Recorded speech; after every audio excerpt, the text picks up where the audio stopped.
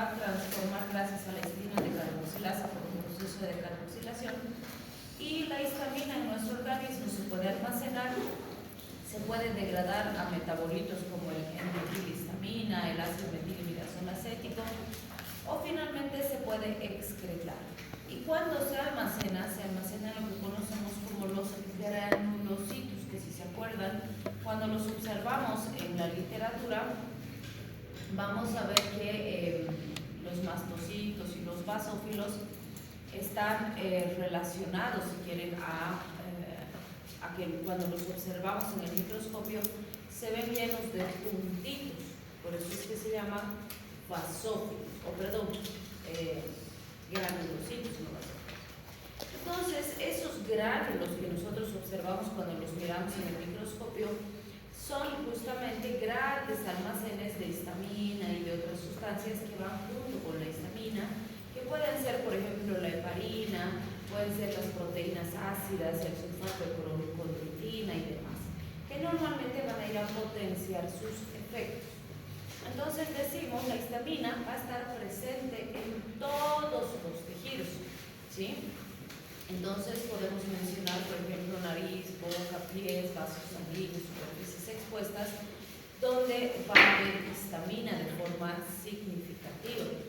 También en las neuronas del sistema nervioso central y a nivel de las células gastrointestinales tenemos grandes acúmulos de histamina con estas otras sustancias que hemos mencionado.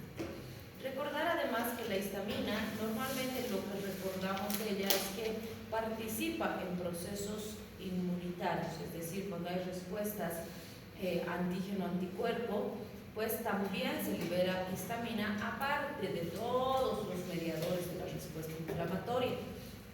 Entonces, la liberación de histamina ciertamente está relacionada a la liberación de inmunoglobulinas E, produciendo reacciones de tipo 1, que son las de hipersensibilidad más intensas que tenemos, que son rápidas, que son fuertes y demás. Pero también participa en reacciones mediadas por IgGs e IgMs, que son inmunoglobulinas, diríamos, menos intensas al momento de responder, es decir, producen reacciones alergizantes con prurito, eritema, rash, pero no son reacciones tan intensas, ¿sí? Son un poco más controladas y además son más prolongadas, más lentas, podríamos decir. Entonces, incluso en la parte inmunológica van a ver que algunos alergólogos tratan al desensibilizar a los pacientes de cambiar respuestas mediadas por IgS a respuestas mediadas por IgGs y IgMs. Y esto va a permitir que tengamos mejores resultados, ¿no? Y obviamente que las respuestas no sean tan intensas para el paciente.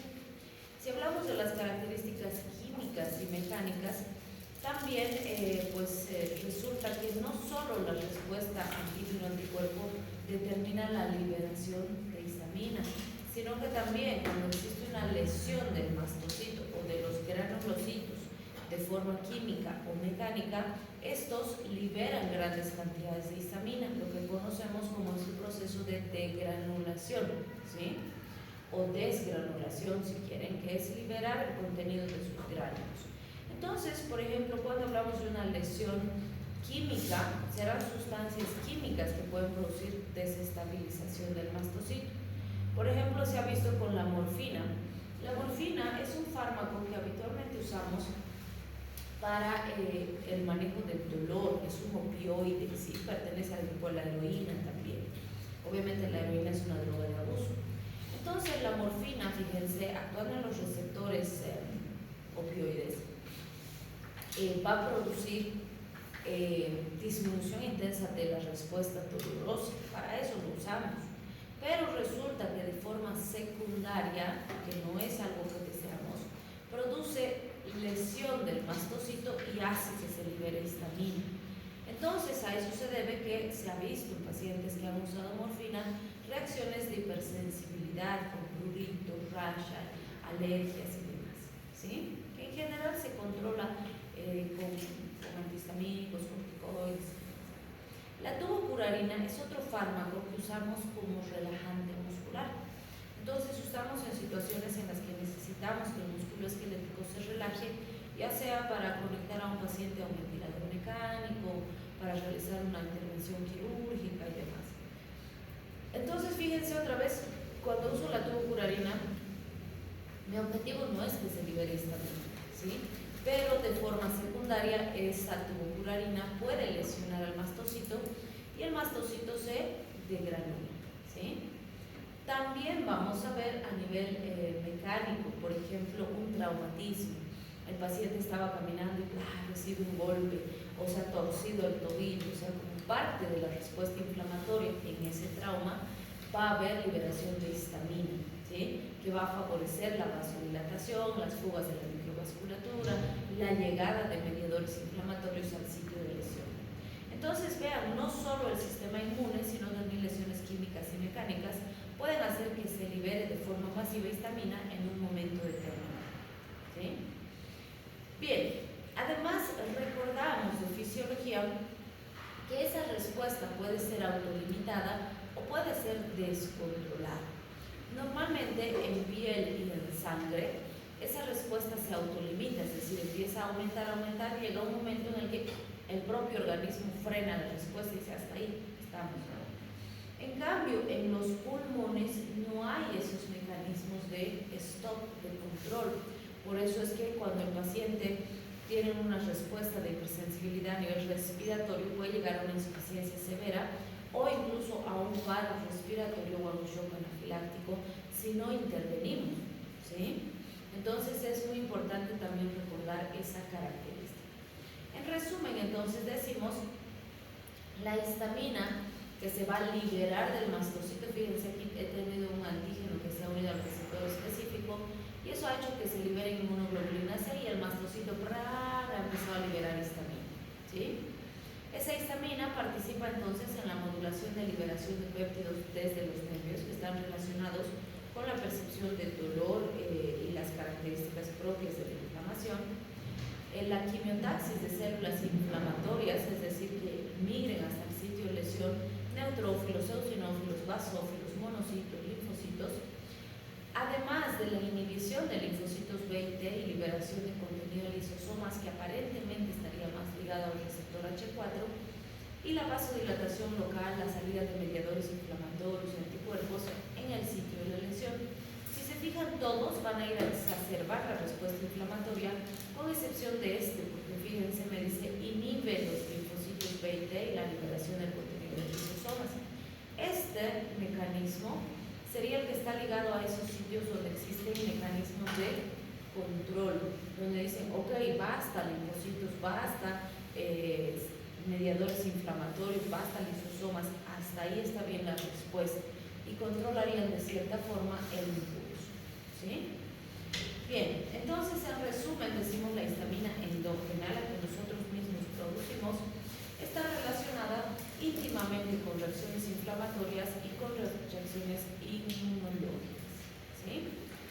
Bien, recordando fisiología, sabemos que existen 4 subtipos de receptores de histamina: H1, H2, H3, H4, descritos hasta ahora, puede ser que haya más que todavía no los conocemos. Y obviamente de estos, el que más se ha estudiado ha sido el receptor H1, porque ha sido el primero en describirse, y posteriormente el H2. Y podríamos decir que de los que menos información tenemos es de H3 y H4, pero actualmente se están estudiando ampliamente. Entonces, fíjense, H1 y H2 tienen una amplia distribución a nivel encefálico, pero a nivel postsinóptico.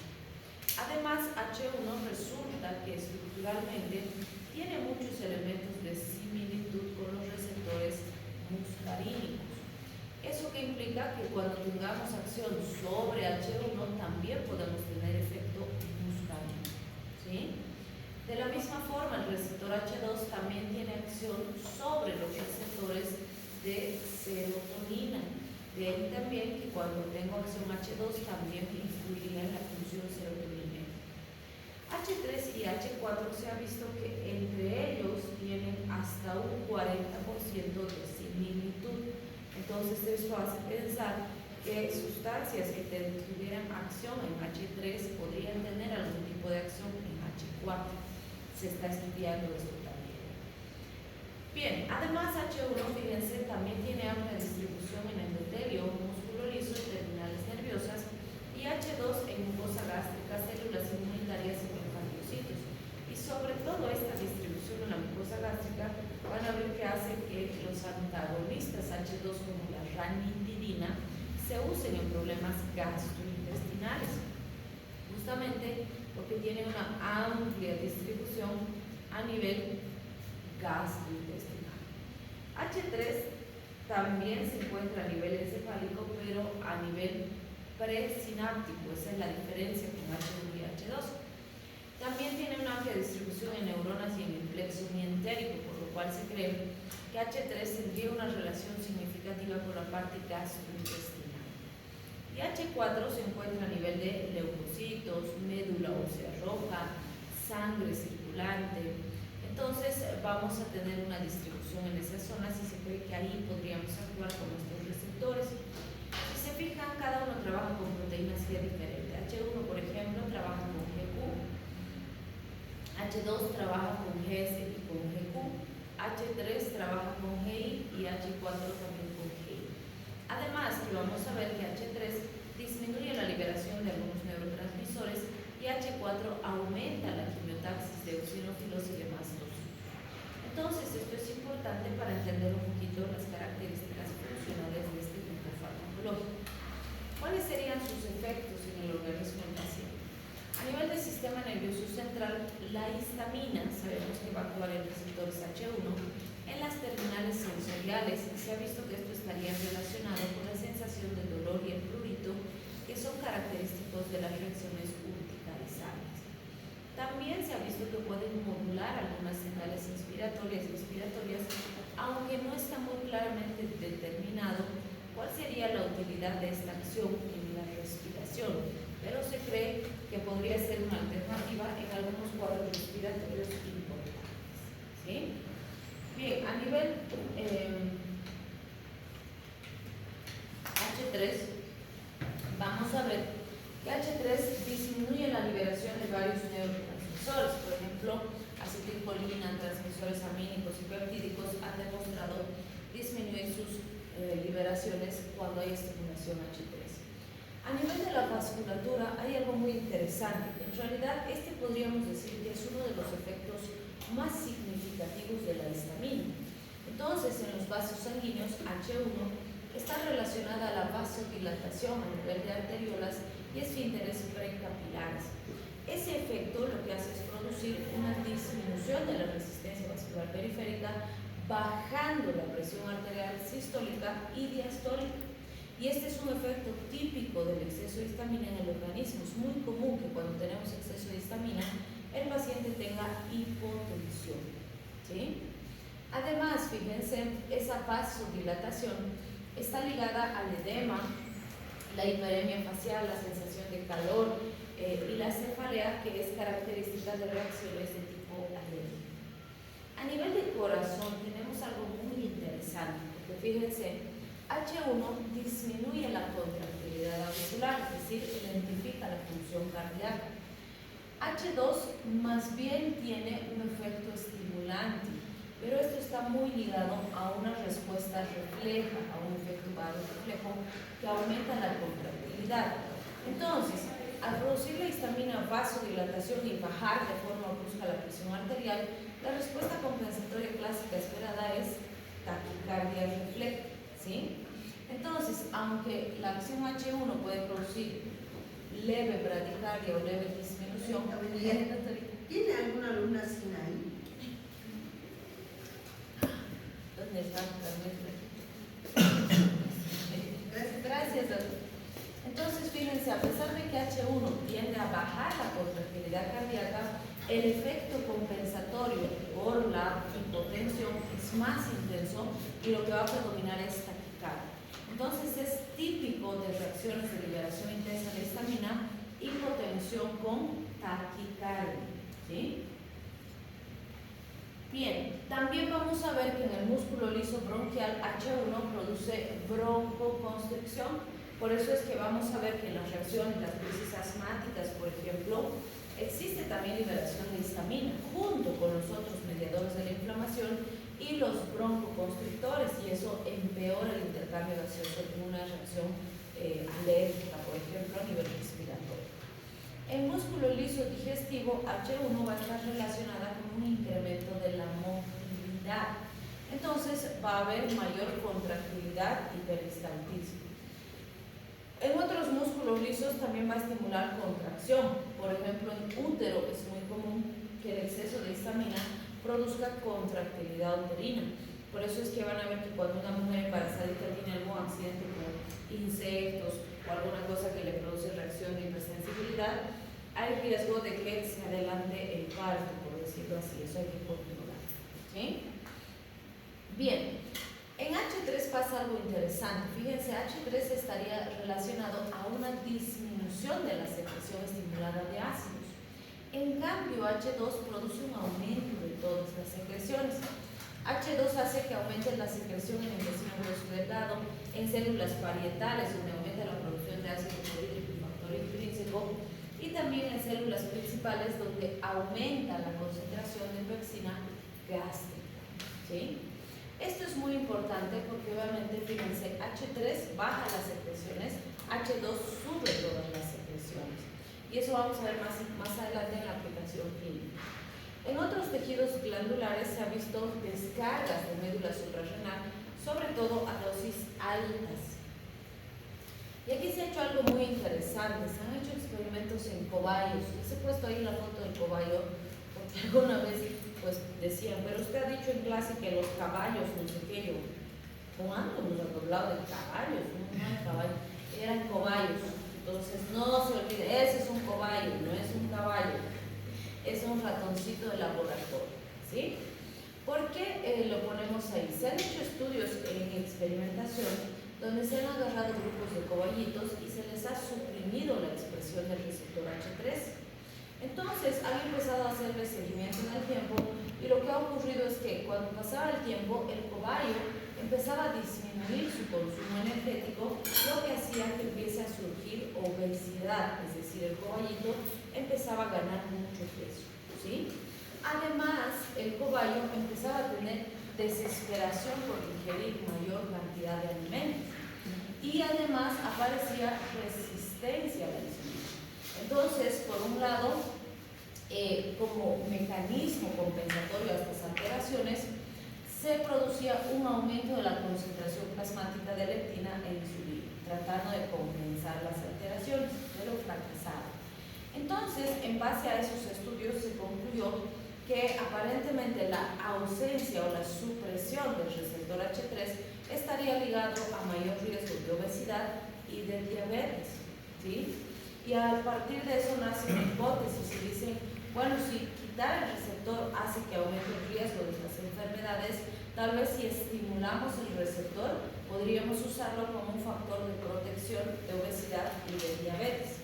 Obviamente, para aceptar esta teoría se tiene que comprobar esto in vivo, ¿no? Se tiene que llevar del laboratorio a pues, ensayos clínicos que nos muestren que ese efecto se puede repetir en los pacientes. Bien, entonces en general hablamos de la triple respuesta y decimos la triple respuesta hace referencia al rubor, prurito y edema, que son elementos característicos de reacciones de hipersensibilidad. Les voy a apagar un ratito la luz para que vean las manchas que tenemos en el dibujito, porque no se ve. Bueno, pero siempre han visto en algún paciente una reacción de hipersensibilidad, ¿no? Donde aparece edema, prurito, aparecen ronchas y aparecen lesiones. Entonces, es bastante característico que una reacción de tipo alérgica el paciente tenga prurito, ¿sí? Hay vasodilatación, lo que va a generar el edema, el eritema, las fugas de la microvasculatura, la llegada de mediadores inflamatorios y además puede percibir dolor o incomodidad asociada al reflejo axónico que se manda a nivel central. Entonces decimos, la triple respuesta no suele faltar en una reacción alérgica. ¿Que pueden haber otros elementos asociados a estos? Claro que sí, pueden asociarse más características en una reacción alérgica, pero estas no suelen faltar. La pregunta es, ¿para qué le servirá al paciente esta triple respuesta? ¿Le sirve? ¿Le es útil? ¿Le ayuda? ¿Le beneficia en algo? Sí. ¿Para qué? Para ver que, o sea, como para decir que no se puede ocupar eso en ese paciente. Bueno, podríamos decir que nos sirve como una alerta, ¿no? Claro. De que es una sustancia peligrosa y qué sé yo, pero en realidad beneficioso para el paciente no es, ¿no? Porque el paciente no se beneficia, está ahí con su prurito, más bien se desespera, o que le aparezcan ronchas y que le moleste, no le da ningún beneficio. Entonces, en general, eso no es algo que nosotros queramos reproducir en un paciente. Lo que vamos a querer es suprimir esa respuesta para estabilizar al paciente hasta controlar el agente causal o retirarlo de exposición, ¿sí? Entonces, fíjense, usamos principalmente antihistamínicos con ese objetivo y los más usados actúan en receptores H1, aunque pueden participar en algún caso H2, H3, pero en general estos tienen otras aplicaciones. Los que más nos van a interesar son los antagonistas H1 o los famosos antihistamínicos, ¿sí? Entonces vamos a ver que ciertamente en laboratorio sí se está probando agonistas de histamina para ver si se les puede conseguir alguna utilidad, ¿no? Y en base a los efectos que ya hemos descrito, ¿qué vemos? Se está probando, por ejemplo, el 4-metilhistamina, betasol y bromidina, que prometen ser agonistas H2, es decir, estimulan H2, pero fíjense, además betasol e bromidina bloquean H3. La pregunta es, ¿cuál sería el beneficio para el paciente de estimular los H2 y bloquear los H3? ¿Qué beneficios se obtendría en base a los efectos que hemos visto en la histamina?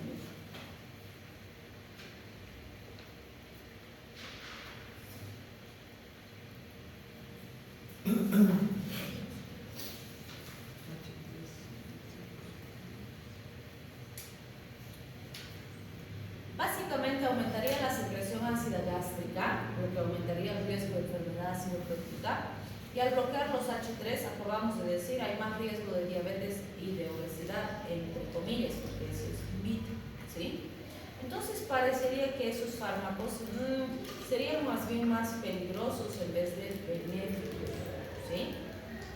Si hablamos de los antagonistas H3, ahí se está tratando de probar si estos podrían constituirse como alternativas protectoras, vamos a decir, de enfermedades como la obesidad y la diabetes. Bien, en este grafiquito vemos algunas situaciones en las que sí se puede aplicar histamina de forma terapéutica. Por ejemplo, cuando hago pruebas de hiperreactividad bronquial o evalúo secreción ácida gástrica o quiero detectar un feocromocitoma, puedo exponer al paciente a pequeñas dosis de histamina, donde pues en condiciones normales a un paciente que no tiene estas alteraciones, básicamente no le pasaría nada o no habría grandes complicaciones. En cambio, si es un paciente hiperreactivo, esa pequeñita dosis puede incluso producir una crisis asmática, ¿sí? O me puede producir mayor secreción ácida gástrica. Yo puedo probar si está produciendo bien su ácido gástrico el paciente, o si es un feocromocitoma, liberará grandes cantidades de catecolaminas. Entonces me sirve para procedimientos diagnósticos, ¿sí? Obviamente, cualquiera de estas pruebas se tiene que realizar en entornos controlados, bajo vigilancia y con todos los medios a disposición para revertir si se produce una crisis o una complicación, ¿sí? Bien, si hablamos de la toxicidad, pues se ha descrito las intoxicaciones por histamina, sobre todo en pacientes que han consumido pescados en estado de putrefacción. Y siempre me dicen, no, pero doc, ¿quién va a estar comiendo los pescados podridos, no? Por supuesto, en nuestro sano juicio, pues no vamos a consumir pescados en mal estado, ¿no? Sin embargo, van a ver que, por ejemplo, no tenemos lagos muy cercanos. Entonces, cuando es Semana Santa, en esas épocas que se come mucho pescado, traen de otros lugares y traen congelado el producto. Entonces, a veces no lo almacenan correctamente y el producto se echa a perder. ¿Y qué les han descubierto? ¿Por qué hacen batidas los de la intendencia? Porque pues nuestros comerciantes, como alguna vez ya lo hemos dicho, son tan inescrupulosos que no les interesa el impacto a la salud pública, sino que les interesa solo ganar. Entonces, ¿qué hacen? Lavan los pescados podridos, entre comillas, con lavandina para camuflar el olor y para camuflar las características en piel que tienen sus peces, ¿sí? Les inyectan líquido, agua con jeringuita para mejorar la turgencia del tejido que está en estado de putrefacción. Hasta les ponen ojitos de plástico, ¿no? Porque las caseras te enseñan y te dicen, si ves esos ojitos hundidos casi no vas a comprar ya hasta mal ese pescado. Entonces le ponen ojitos de plástico para camuflar eso. Entonces un comprador inexperto pues puede pensar que está bien ese pescado, ¿sí? Y otras situaciones también son que incluso hemos tenido brotes epidémicos de varios grupos de pacientes intoxicados en las famosas ferias del pescado, ferias de la trucha, ferias así de alimentos, donde se venden grandes cantidades a mucha población que va a modo de pasear y qué sé yo. Y pues ahí, claro, camuflan poniéndole mucha sal, mucho condimento, poniéndole no sé qué guisos y demás, que camufla el estado de putrefacción del pescado. Pero ¿cuál es el punto? Resulta que todos estos peces y alimentos de este tipo, cuando entran en estado de putrefacción, almacenan grandes cantidades de histamina en su carne, ¿sí? En su proteína. Entonces, cuando nosotros consumimos es como que nos dan una bomba de histamina, ¿sí? ¿Y qué le pasa al paciente? Van a ver que lo que debuta es una exacerbación de todos los efectos que hemos descrito para la histamina. Entonces, ¿qué va a tener? Rubor, se va a poner colorado, rojo el paciente, le puede salir ronchas y demás. Va a tener prurito intenso, va a bajar de forma brusca la presión arterial, acuérdense de la vasodilatación, entonces ¡brum!, baja la presión arterial y aparece taquicardia periférica, ¿sí? Además hay una cefalea persistente también asociada a la vasodilatación intensa, puede haber broncoconstricción con dificultad respiratoria en el paciente y por supuesto malestar gastrointestinal, puede haber náuseas, vómitos, diarrea, etc., ¿sí? Entonces eso es típico de las intoxicaciones por histamina, que las vamos a ver con bastante frecuencia a nivel gastrointestinal, ¿sí? ¿Cuándo estarían contraindicados los antihistamínicos, la histamina? Entonces, en pacientes que tienen asma, úlceras activas y hemorragias digestivas. Entonces, vean, en estos casos nos pueden servir las o los antihistamínicos, que nos van a permitir estabilizar al paciente, porque el problema que tiene es por exceso de histamina. Y obviamente en estas circunstancias la histamina puede exacerbar el cuadro de base por los efectos que tiene, ¿sí?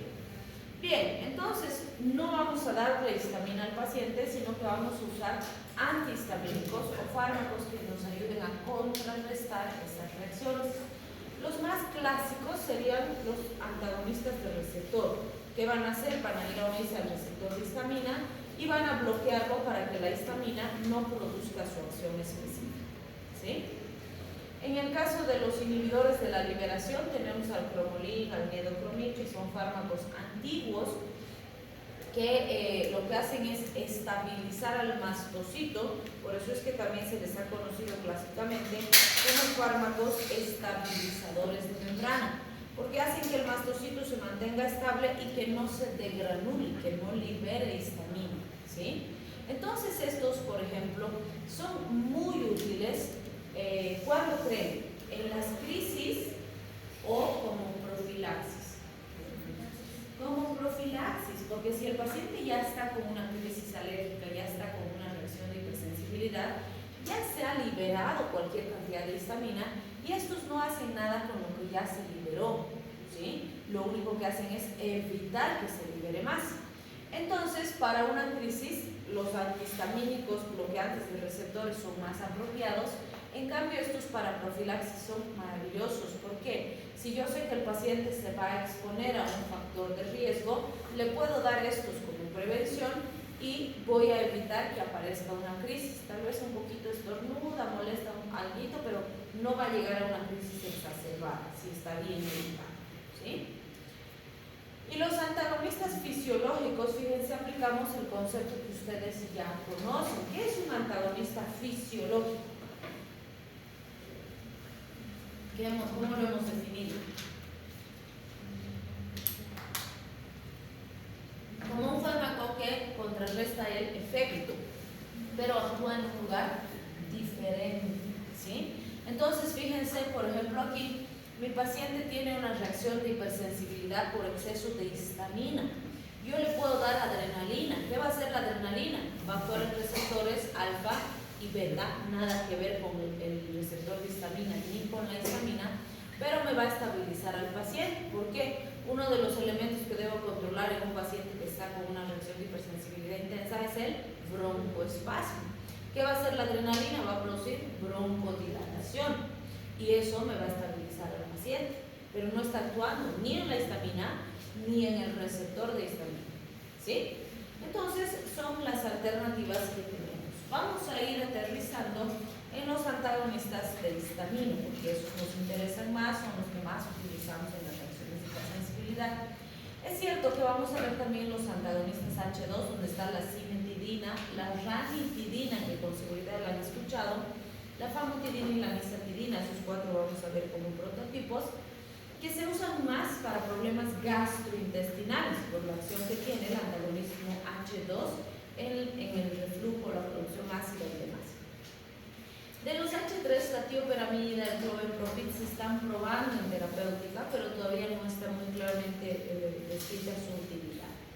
Y ciertamente son los antagonistas H1 los que más abundantemente tenemos en el entorno, los que más usamos y los que más se han estudiado además.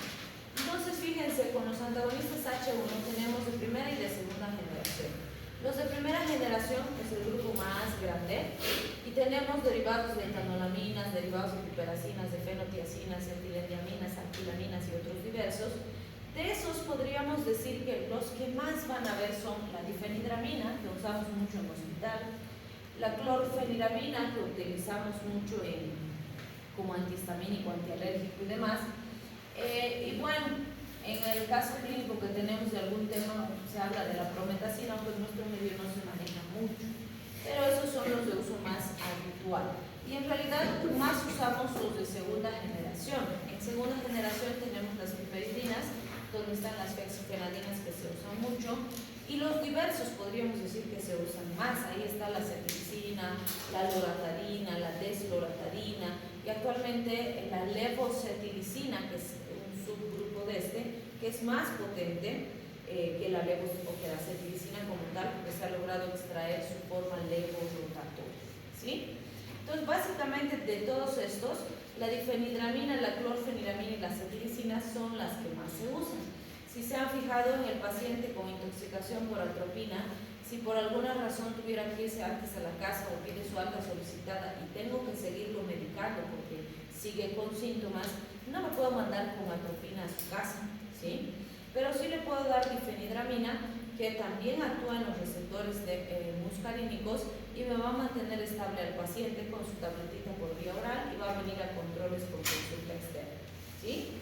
Entonces sí se puede hacer. Bien, vamos a ir viendo sus características. ¿De cuáles tienen que manejar dosis? De estas tres que son las que más usamos. La difenidramina de 25 a 50 miligramos por vía oral de 3 a 4 veces al día. La clorfeniramina, que esta, pues como les decía, es un antihistamínico 1 muy utilizado, y número 2, la clorfeniramina ha sido durante mucho tiempo el antihistamínico más usado en los antigripales. ¿Se acuerdan? Dijimos paracetamol, pseudoefedrina y clorfeniramina, ¿sí? Sin embargo, ha tenido un cambio interesante estos últimos años y ahorita vamos a analizar por qué. Fíjense, la dosis de clorfeniramina es de 4 miligramitos por vía oral cada 4 a 6 horas, ¿sí? Y la cetiricina, la dosis es de 5 a 10 miligramos cada 24 horas y en el paciente pediátrico de 0.25 miligramos por kilogramo día. Lo habitual es usar 10 miligramitos de cetiricina una vez al día. Evidentemente depende del tipo de respuesta que estemos manejando. Si en algún caso puedo darle cada 12 o puedo combinar, por ejemplo, 2 o 3 antihistamínicos dependiendo de la respuesta del paciente. Además, que es importante, las reacciones de hipersensibilidad o alergia en general requieren tratamientos un poquito más prolongados, ¿sí? No suele ser suficiente que 1 o 2 días le esté dando, dejo de darle y va a volver a aparecer la reacción. ¿Por qué? Porque los metabolitos, los complejos antígeno-anticuerpo, a veces tardan incluso más de una semana en ser eliminados completamente del organismo. Entonces sí vale la pena mantener unos 5 o 10 días de tratamiento y obviamente si no he identificado el agente causal, también hay que ver la alimentación, la ropa, los contaminantes ambientales, ¿no? Normalmente se recomienda que junto al tratamiento antihistamínico, porque resulta que el paciente ha venido con ronchas, le ha salido ronchas en todo su cuerpo.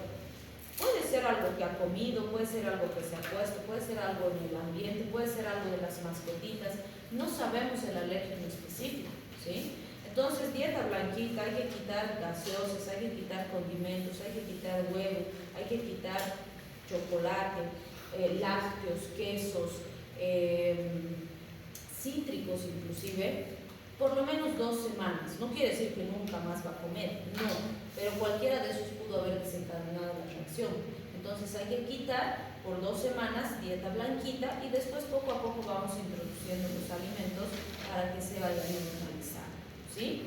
De la ropa, todo lo que tiene pelitos, es afelpado, lanas y demás, puede estarle generando reacción al paciente. Entonces hay que retirar todo eso, algodoncito nada más. Muchas veces ha pasado que, por ejemplo, es el detergente que usa la mamá, que es muy fuerte y genera reacción a la ropita del bebecito, ¿no? El residuo que queda en el lavado le genera reacción de hipersensibilidad. Entonces también se le dice a la mamá, la ropa del enano con jabón. El más barato que tenemos es el mejor que tenemos, ¿sí? Creo que el Puma es uno de los mejorcitos que tenemos, o esos verdes que vienen, ni siquiera tienen bolsita, nada de la cancha, son los mejores que hay, porque son buenos y son los más naturales. Entonces ese, nada de ácido, detergente, Omo, ninguno de esos, hasta que esté bien hecho y súper bien enjuagadita su ropita, ¿sí? Después, contaminantes ambientales, si es que hay alfombras, hay que tratar de retirar, si no se puede, entonces hay que aspirar todos los días. Hay unas frazaditas que son delgaditas, bien peluditas, que son súper ricas. Todo eso hay que quitar para chiqui, ¿no? O para el paciente que está con hiperreactividad. Tiene peluches, hay que encajonar los peluches o regalar. Por ejemplo, había un enano que amaba a su oso y no podían regalarlo, entonces el papá todos los días al oso lo metía 2 horas al refrigerador y lo lavaban cada semana para que no almacene ácaros, polvo y demás. Y otros papás pues le hacen su traje espacial a los peluches, ¿no? Así todo empaquetado de peluche con sus ojitos así ya, para que juegue el enano. Porque a veces no, tiene un apego afectivo que no se puede romper, pero si se puede, hay que regalar todos los peluches que tengan juguetes de plástico, no sé. Entonces, todos esos detalles, aunque no crean, son importantes, porque si solo le damos fármaco, va a fracasar si es que el agente causal está justo ahí en la casa donde el chiqui está todo el tiempo, ¿sí? Entonces todos esos elementos son importantes de analizar con una familia.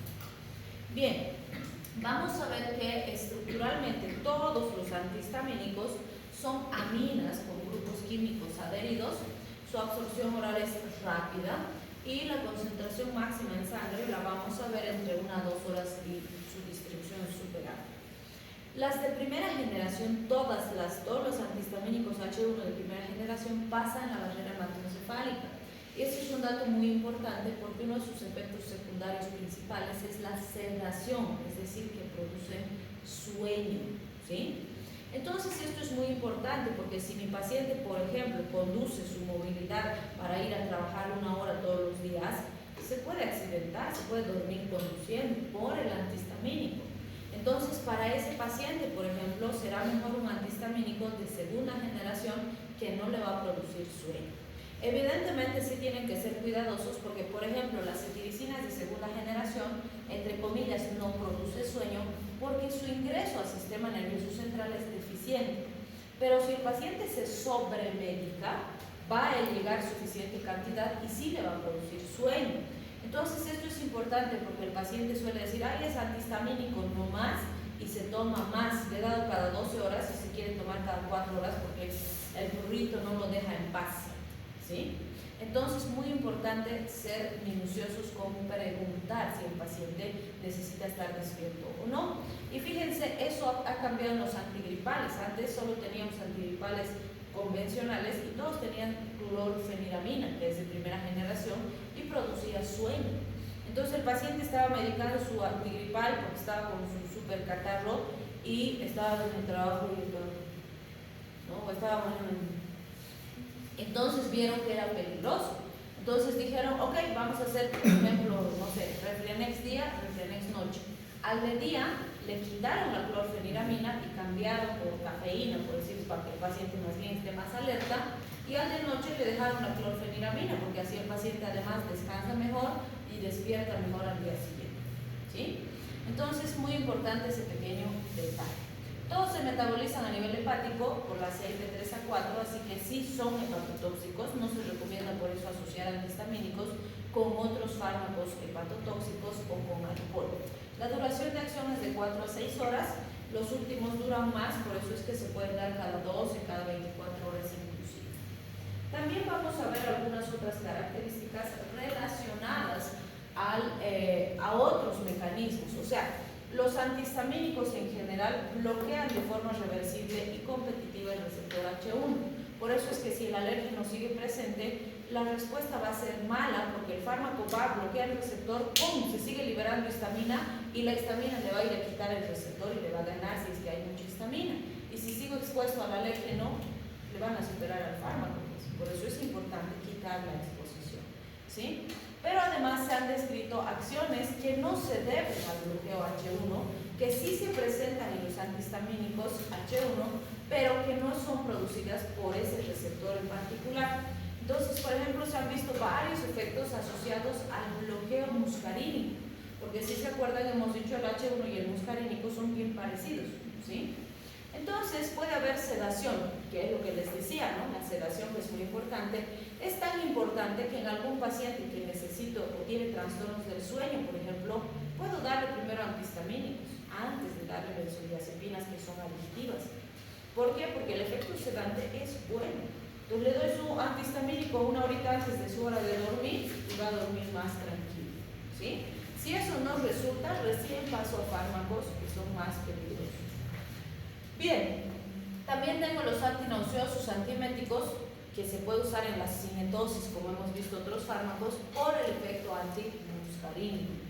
El efecto antiparkinsoniano, también por la misma razón, por el efecto antimuscarínico. Se ha visto que puede disminuir unos síntomas agudos causados por los antipsicóticos y ser un coadyuvante en el tratamiento del Parkinson.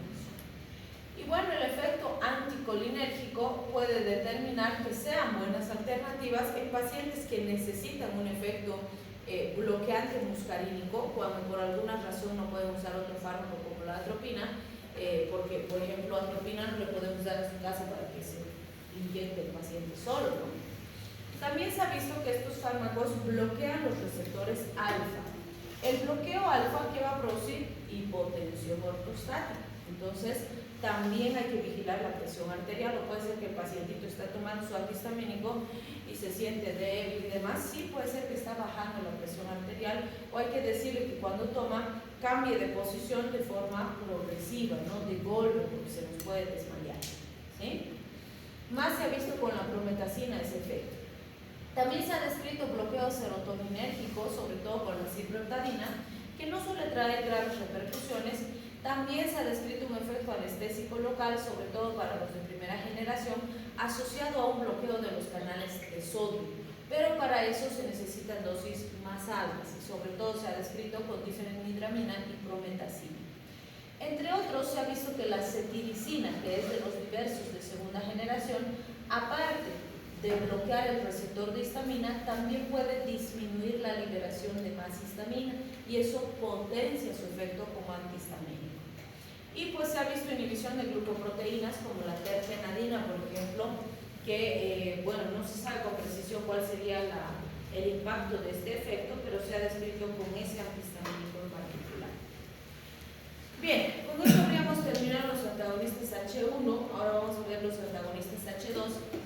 donde pues la ranitidina, vamos a ver que es la más conocida de este grupo. Sin embargo, la primera en ser descrita, el prototipo, ha sido la cimetidina, pero también ha sido la primera en irse retirando, dejando de usar, porque tiene muchos efectos adversos. Entonces, fíjense, tienen buena absorción oral, tienen alto metabolismo el primer paso, sobre todo cimetidina, ranitidina y famotidina. La biodisponibilidad es alrededor del 50%, de algunos es hasta el 30%, de otros hasta el 80%, y la duración de la acción es dosis dependiente. La dosis de la cimetidina es de 800 miligramos día, se puede fraccionar cada 12, entonces le doy 400 cada 12 o le doy los 800 en una sola toma. Ranitidina nisatidina es la dosis que más deben manejar porque es la que más usamos en hospitales, sobre todo la ranitidina, que lo habitual es que usemos 300 miligramos cada 24 o 150 miligramos cada 12, que esa es la usual, ¿sí? Y la famotidina 40 miligramos día, puede ser 20 cada 12 o 40 cada 24. El metabolismo es hepático, la eliminación es renal, entonces hay que vigilar hígado y riñón cuando estamos utilizando periodos largos de tiempo. ¿Qué van a hacer? Van a antagonizar de forma competitiva y selectiva los receptores H2 de histamina, que hemos dicho que están principalmente localizados a nivel gastrointestinal. Entonces, ¿qué vamos a conseguir? Vamos a disminuir la secreción ácida estimulada, también la secreción péptica, aunque en menor proporción. Entonces eso hace que sean muy buenas alternativas cuando quiero controlar la hipersecreción ácida de mi paciente. La motilidad gástrica en general no es muy afectada, con excepción de la nisatidina, que tiene un efecto un poquito mayor a ese nivel, ¿sí? Y entre otros efectos, ¿qué se ha visto? Puede bajar la frecuencia cardíaca y el gasto cardíaco. Principalmente esto se ha visto con la nisatidina. Entonces sí hay que vigilar la presioncita del paciente, o si el paciente ya tiene presión baja, tener cuidado con ese efecto que pueda ser muy intenso. También se han visto reacciones de hipersensibilidad, como con cualquier otro grupo farmacológico, y se ha visto inhibición de varios procesos, y eso sí hay que considerarlo para la toxicidad. Por ejemplo, se ha visto inhibición de las P450, principalmente con cimetidina y ranitidina. También se ha visto inhibición de la depuración renal de fármacos, inhibición del metabolismo del primer paso del etanol, con cimetidina, nisatidina y ranitidina. También inhibición del metabolismo del acetaminofén o paracetamol y un efecto antiandrogénico. Este efecto antiandrogénico produce algunos trastornos endócrinos significativos y se ha descrito sobre todo con la cimetidina. Por eso es que decimos que esta es la más tóxica de todo este grupo, ¿sí? Bien, entonces, ¿cuándo uso antagonistas H2? En pacientes con úlceras pépticas duodenales, úlceras gástricas, enfermedad por reflujo gastroesofágico, síndromes hipersecretorios como síndrome Solinger-Ellison, y entre otros se pueden mencionar las úlceras de estrés, las hernias de hiato, las úlceras iatrogénicas, que sí pueden ser de utilidad, pero en estas la eficacia es más bajita, porque de lo que depende la eficacia es de la corrección del problema de base, ¿sí? Por ejemplo, si el problema es una hernia de hiato, si no corrijo la hernia, el fármaco va a fracasar en algún momento, porque disminuye la secreción, pero la causa sigue ahí. O si mi paciente tiene demasiado estrés, evidentemente no tengo fármacos que le den y desaparezca su estrés, pero puedo ver algunas alternativas. Por ejemplo, no sé, pues mandar al paciente a hacer actividad física, o que pinte, que haga alguna actividad que nos ayude a disminuir el estrés, ¿sí? Y aunque no crean, eso es muy importante, porque obviamente si no disminuimos el estrés, no lo vamos a poder evitar, pero sí lo podemos disminuir para darle mayor calidad de vida al paciente, ¿sí? Y a veces eso ayuda más que el fármaco que va a fracasar en algún momento si no controlamos de forma eficaz, ¿sí? Y bueno, los antagonistas H1 que ya hemos visto se usarán para tratamiento y prevención de reacciones alérgicas como rinitis, urticarias, angioedemas, dermatitis atópica, rinitis crónicas, urticarias crónicas y demás. Cualquier tipo de reacción de hipersensibilidad, pero siempre hay que buscar las causas, como decimos, el control de los elementos ambientales, de los alimentos, de la ropa, etcétera, es sumamente importante. También puede servirnos en la cinetosis y trastornos vestibulares, pacientes que están con desequilibrio, náuseas, vómitos, etcétera, pueden ayudarnos a estabilizar el centro del equilibrio y que el paciente esté mejor. La difenhidramina y prometacina se han usado como fármacos de primera elección con este objetivo y la ciclicina, meclicina como segunda alternativa en caso de que los primeros fracasaran. Bien, si hablamos de la toxicidad asociada a este grupo farmacológico, pues fíjense, tenemos el efecto antimuscarínico y la sedación, que las hemos descrito bien, y menos comunes podemos mencionar excitación y convulsiones en pacientes pediátricos, la hipotensión ortostática, que es característica porque por eso el paciente tiene que cambiar de posición de forma lenta. Y esto, aunque parezca paradójico, sí, ¿te puede dar alergia a tu antihistamínico? Claro que sí, puede, ¿sí? Entonces puede dar. Y el efecto atropínico, las arritmias. Pero fíjense lo interesante, como ya hemos mencionado, a veces mi efecto adverso puede ser mi objetivo terapéutico. Si tengo un paciente con trastorno del sueño y le estoy dando para que duerma, entonces ahí no me interesa el efecto antihistamínico y mi objetivo es la sedación, ¿sí? Entonces sí puede pasar, dependiendo qué quiero conseguir con el fármaco, que mi efecto adverso se convierte en mi efecto terapéutico, ¿sí? Bien, algunas interacciones importantes que no deben olvidar. Ya se ha visto que cuando asocio terfenadina y astemisol con ketoconazol, itraconazol o eritromicina, aparecen arritmias ventriculares en el paciente por bloqueo de canales de potasio. Entonces, estas son asociaciones que no se deben hacer. Y por supuesto, con fármacos que tengan efecto antimuscarínico, bloqueante alfa o depresión central, pueden sinergizarse y potenciar sus efectos, que puede ser peligroso para el paciente. Entonces hay que tener cuidado, a no ser que intencionalmente yo esté asociando, buscando ese sinergismo, ¿sí? Bien, y como decíamos, la más tóxica es la cimetidina. Vamos a ver que como efectos de menor importancia nos puede producir diarrea, vértigo, somnolencia, cefaleas, exantemas, estreñimientos, vómitos y artralgias. Se ha descrito a nivel del sistema nervioso central, sobre todo en ancianitos, estados confusionales severos con delirios graves, pero esto principalmente con cimetidina, volvemos a insistir, no con los otros antihistamínicos. Y en varones, por el efecto antiandrogénico que hemos descrito, puede aparecer ginecomastia, impotencia e incluso disminución significativa de la fertilidad, pero es dosis dependiente, normalmente a dosis más altas. También se ha descrito toxicidad hepática con hepatitis, colestasis reversibles, que si se diagnostican a tiempo se revierten completamente. En mujeres, incluso en mujeres que no dan de lactar, que no tienen progenie, se ha descrito galactorrea. Y las displasias sanguíneas son importantes, hay que vigilarlas, sobre todo si usan periodos largos de tiempo.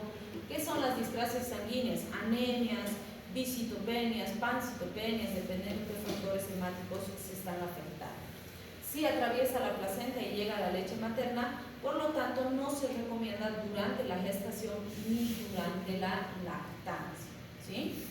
Y cuando hablamos de las interacciones medicamentosas, pues será muy importante disminuir, la competencia por las P450. Por lo tanto, cualquier otro fármaco que usa las P450 puede tener una interacción negativa. El otro fármaco que vamos a ver es la serotonina. Igual que la histamina, la serotonina tiene una amplia distribución en el reino animal y vegetal.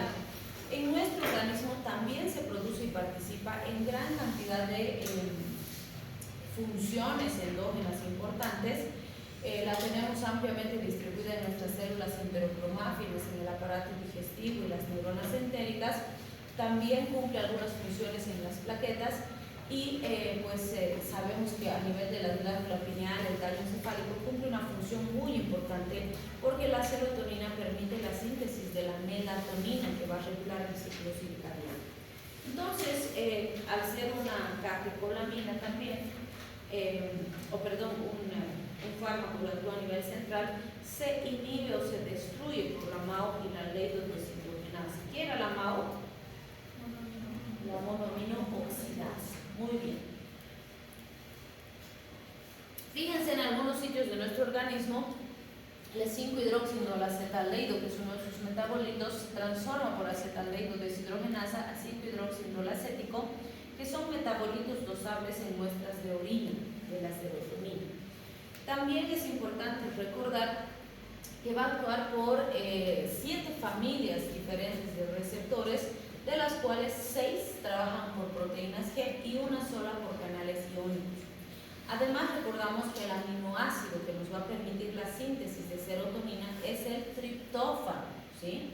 Y de ahí conseguimos la 5-hidroxitriptamina. Entonces, si ven, 5-hidroxitriptamina es el nombre químico de la serotonina. Entonces, y van a ver que los receptores se designan en base a eso, 5-HT, ¿no es cierto? 5-hidroxitriptamina, ¿sí? 5-HT1, 5-HT2, así se denominan los receptores de serotonina.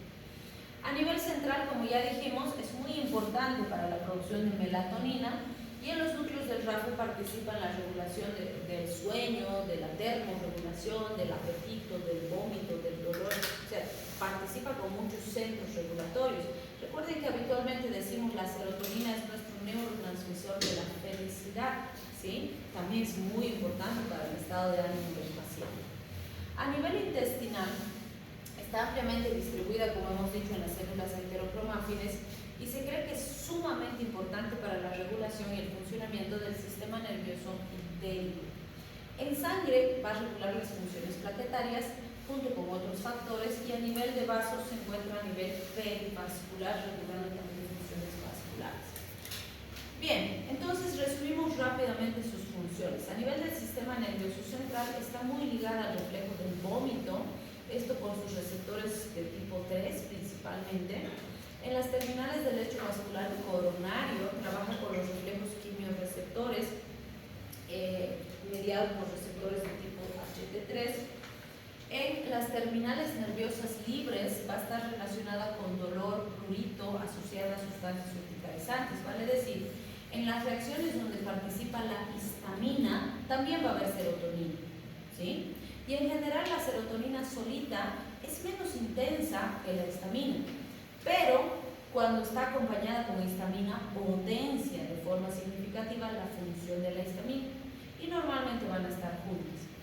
Bien, también va a ser precursor de la síntesis de melatonina, como ya lo hemos repetido, que es muy importante para regular el ciclo de sueño, pero no solo eso, sino que hay actualmente muchos estudios que se están haciendo en base a melatonina sobre su función en la regulación de crecimiento y diferenciación celular, ¿no? En la regeneración y reparación neurológica y celular de la melatonina. Entonces, incluso en COVID, por ejemplo, hemos usado melatonina en pacientitos que no estaban pudiendo recuperar el olfato después de un cuadro agudo, y con melatonina han logrado recuperar de forma eficaz. Obviamente no es rápido, no es inmediato, pero se obtienen muy buenas respuestas. A nivel del aparato respiratorio, fíjense, va a estar asociada a broncoconstricción leve e hiperventilación. Solita la serotonina difícilmente va a llegar a producir una crisis asmática, pero asociada a la histamina van a producir un broncoespasmo muy intenso. A nivel gastrointestinal se ha visto que aumenta el tono, aumenta el peristaltismo, y las secreciones en general se afectan de forma ligera, pero ese efecto sobre el tono y el peristaltismo hace que se conozcan a los agonistas de serotonina como fármacos prokinéticos o procinéticos. ¿Qué significa eso? Que van a facilitar el movimiento, el peristaltismo, y ayudan a que exista un buen tránsito gastrointestinal, ¿sí? La cisaprida es uno de los que se usa con ese objetivo. A nivel cardiovascular vamos a ver que puede producir efecto vasodilatador o vasoconstrictor. La vasodilatación se ha descrito en músculo esquelético y en algunos vasos coronarios, y estaría relacionada al rubor que puede presentar el paciente, que va a reforzar el que ya hemos descrito para la histamina. En cambio, la vasoconstricción se produce en el resto del organismo, sobre todo a nivel renal y pulmonar. ¿Por qué nos interesa esto? Porque si hay vasoconstricción, la presión arterial tiende a subir, entonces va a haber una bradicardia refleja que va a intentar compensar. En cambio, si hay una vasodilatación y la presión arterial cae, entonces va a haber una taquicardia refleja que va a intentar compensar. Y por eso nos dice que a nivel cardiovascular la presión baja, sube, o sea, dependiendo de cuál predomina en un momento determinado, ¿sí? Y eso también es muy dependiente de con quién más se libera la serotonina. Entonces vamos a ver algunos de sus agonistas. Primero, la buspirona, por ejemplo, que es agonista de serotonina, se usa como ansiolítico en trastornos de ansiedad y va muy bien, solo que es lento, su efecto no aparece muy rápido, pero después para el mantenimiento va bastante bien. El sumatriptán se ha usado mucho en tratamiento de migraña y ese es el que vamos a desarrollar. También podemos mencionar algunos que ustedes ya conocen, por ejemplo la fenoxibenzamina la hemos visto como bloqueante alfa, ¿no es cierto? También es bloqueante de serotonina en los receptores de tipo 2. Tenemos la ciprotadina, que también es bloqueante H1, pero en este caso nos interesa su efecto bloqueante de serotonina de tipo 2. Estos se han usado en pacientes con síndromes carcinoides, con urticarias por frío, que si bien sus causas son diferentes, se caracterizan por liberaciones masivas de histamina que producen gran cantidad de sintomatología en el paciente. Entonces, al bloquear los receptores nos ayudan a estabilizar al paciente. Ketanserina y ritanserina son bloqueantes alfa-1 y también son bloqueantes de serotonina a nivel de sus receptores 2, produciendo inhibición de la función plaquetaria. Y el ondansetron es bloqueante alfa-1, pero también es bloqueante de receptores de tipo 3. Este es uno de los que se está probando estos últimos años muchísimo para suprimir el reflejo del vómito en pacientes postquirúrgicos, en pacientes que reciben quimioterapia para cáncer, por ejemplo, donde hay un estado nauseoso persistente y muy intenso.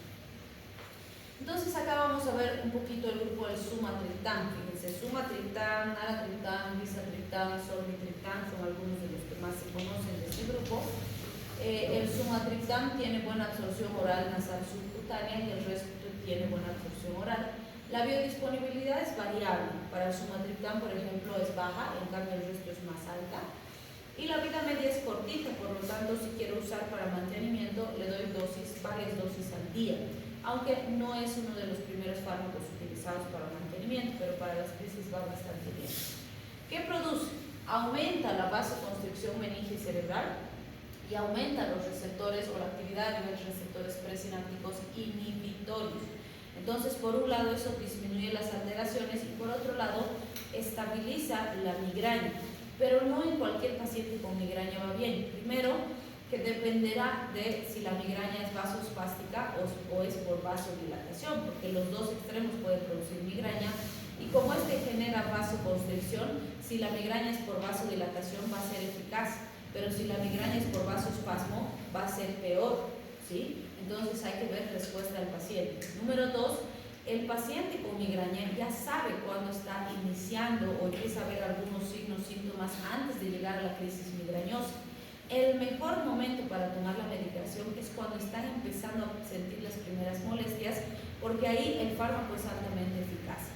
¿Por qué les digo eso? Porque hay pacientes que dicen, es que no me gusta tomar fármacos y esperan, y cuando están con su crisis insoportable, pero que les quieren reventar la cabeza de dolor, recién quieren tomar el fármaco.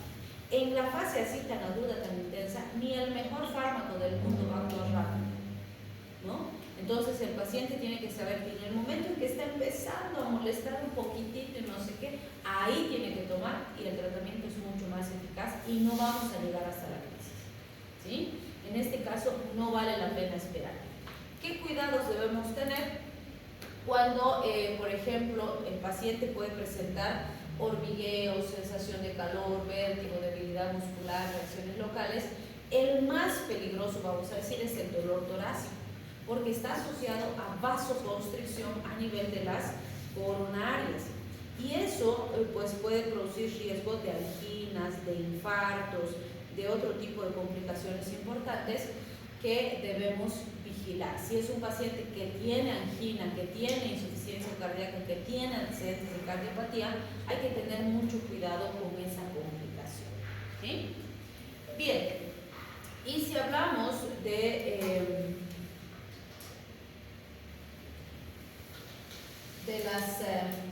otros agonistas de serotonina, tenemos por ejemplo la cisaprida, que ya hemos mencionado, que se puede usar en enfermedades por reflujo o trastornos de motilidad, La buspirona, que es un potente ansiolítico, como hemos dicho, dexmedetomidina, que se ha usado sobre todo como anorexigénico en trastornos de peso, inhibidores de la recaptación como la fluoxetina, que si bien se usa mucho en la parte psiquiátrica, también se usa en pacientes con bochornos en la menopausia, ¿no? Obviamente las respuestas varían de paciente en paciente. Y de otros antagonistas de serotonina, pues tenemos los inhibidores de síntesis, que ya no se usan porque son los más tóxicos, considerando que esa serotonina es muy importante para muchas otras funciones, los inhibidores de almacenamiento como la reserpina y los antagonistas de receptores. Este gráfico nos resume esos fármacos donde vamos a ver que, fíjense, bloquea receptores H1 y de serotonina. Ketanserina bloquea receptores de serotonina tipo 1, también de serotonina tipo 2, además de los alfa. Ritanserina bloquea los receptores de serotonina, pero no actúan los alfa. Y ondansetron, los de tipo 3, que hemos dicho que están más ligados al centro del vómito. Entonces, todos estos se conocen por ser míos relajantes, tener efecto antimuscarínico, producir sedación y sobre todo antiserotoninérgicos. Entonces, se han usado con buenos resultados en síndromes carcinoides, síndromes de vaciamiento postgastrectomía y urticaria por frío, que son cuadros caracterizados por descargas de serotonina y el paciente se estabiliza cuando usamos estos fármacos. Y ondansetron, clarisetron y alosetron, sobre todo, como decíamos, en la terapia antiemética en los pacientes con cáncer que están recibiendo quimioterapia. Y el último grupo que vamos a ver es el de los alcaloides de ergolina. En este tema, pues es muy importante considerar que había épocas en las que toda la población se enfermaba al mismo tiempo y decían que habían embrujado el pueblo, que los habían hechizado y demás, porque todos tenían náuseas, vómitos, diarrea, la gente se ponía loca, empezaban a pelear entre ellos, veían cosas que no existían, las embarazaditas perdían sus bebés, tenían abortos, las que tenían gestaciones grandes tenían bebés prematuros, los prematuros a veces se morían, la gente gritaba de dolor en las calles, se botaban en las calles, tenían que amputar las manitos, los piecitos. Entonces realmente toda la población se enfermaba de repente. Y cuando empezaron a analizar qué era lo que pasaba con esa población, se dieron cuenta que el grano que cosechaban y que era la base de la alimentación de toda la población, que era el grano de centeno, que es muy parecido al trigo, tenía un hongo. Y ese hongo, que cuando vemos las espigas hay como choricitos negros que están en el grano, el hongo se llamaba cornezuelo, ¿sí? O sea, le dieron el nombre del cornezuelo de centeno, de ahí viene el nombre del grupo. Y luego se dieron cuenta que ese hongo producía un alcaloide, y el que les producía todo eso que hemos descrito a los pobladores era el alcaloide del cornezuelo de centeno, y de ahí nace este grupo, ¿sí?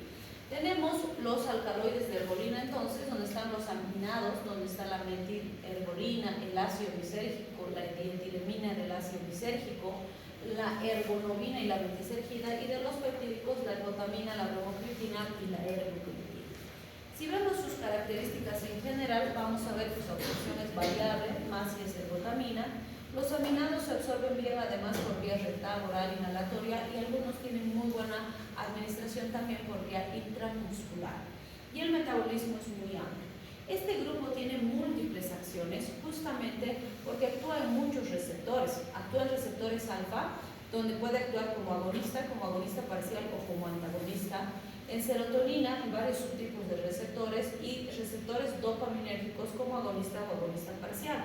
Entonces, fíjense, aparte de que tiene acción en muchos receptores, en los mismos receptores puede tener efectos opuestos.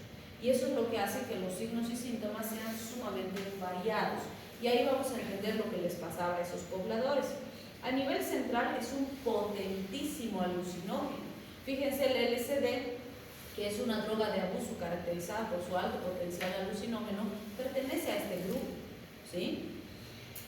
En Parkinson se puede usar bromocriptina, pergolida. La bromocriptina ya la hemos descrito, ¿no? Por su efecto agonista dopaminérgico. Entonces, también es alcaloide derivado del cornezuelo de centeno. También pueden ayudarnos en la hiperprolactinemia, que eso también ya lo hemos visto en los capítulos previos, ¿no es cierto?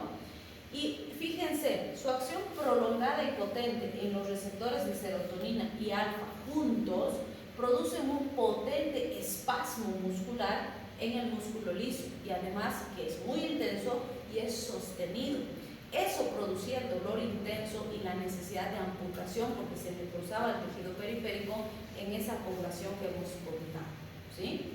Además había contracción intensa del músculo uterino, lo que producía los abortos, los partos pretérmino, y además había diarreas, vómitos y demás por la contracción intensa a nivel del sistema gastrointestinal.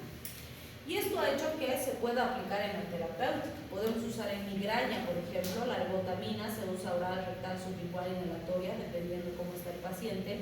La dihidroergotamina también se ha usado por vía parenteral. La metisergida se ha usado bastante en ciertas épocas, pero es la más tóxica de este grupo. En las hiperprolactinemias, la bromocriptina, ya la hemos descrito antes, y en las hemorragias posparto, la ergonovina es muy utilizada. ¿En qué sentido? Cuando una pacientita da a luz, la placenta se tiene que eliminar, ¿no es cierto? ¿Y cuál es el punto? El útero se ha estirado más de 25 veces su tamaño normal y la placenta está implantada en el fondo uterino.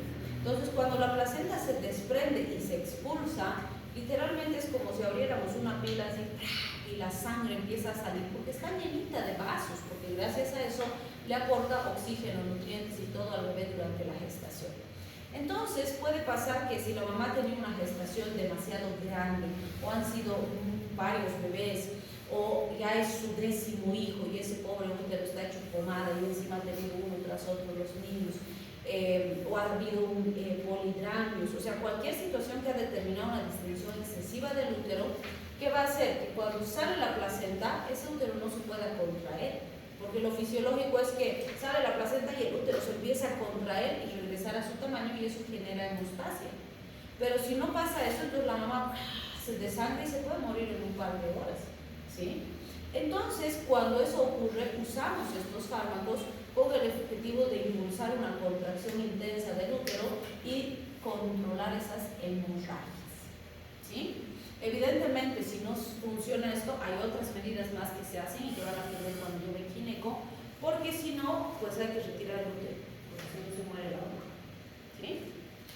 Bien, y finalmente, pues la toxicidad de este grupo la entendemos viendo todas las características típicas que tenemos o que hemos descrito, ¿no? Náuseas, vómitos, diarrea mayor si es metisergida, los espasmos vasculares prolongados que pueden generar gangrena. Las fibroplasias es la producción de las adherencias que hemos mencionado antes, ¿no? El uso prolongado de metisergida puede hacer que aparezcan esos tejidos fibrosos en retroperitoneo, pleura y endocardio. Y obviamente si compromete el funcionamiento de alguna víscera, de algún órgano, puede ser peligroso. La somnolencia es rara, pero sí se ha visto en algunos pacientes. Lo más común son las alucinaciones, que incluso si estamos usando metisergida como sustituto del LSD en un paciente adicto para tratar de que deje de consumir LSD, va a seguir con alucinaciones intensas. Entonces hay que tener cuidado en las fases de alucinación.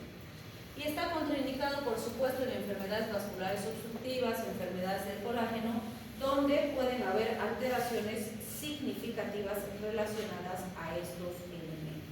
Ya, logramos esto. Nada. Descanso. Un cachito solo. Ya. Y recordando, necesitamos hacer práctica también. ¿Cuándo? Me han dicho que tienen su grupo de WhatsApp. Alguien me manda un mensajito ahorita para que me registre. Les voy a mandar material para que hagan su práctica. Igual va a ser solo defensa para que el sábado van a hacer su defensa junto con el examen. No necesitan entregar. Yo creo que vamos a avanzar en prosanoides más y hasta ahí.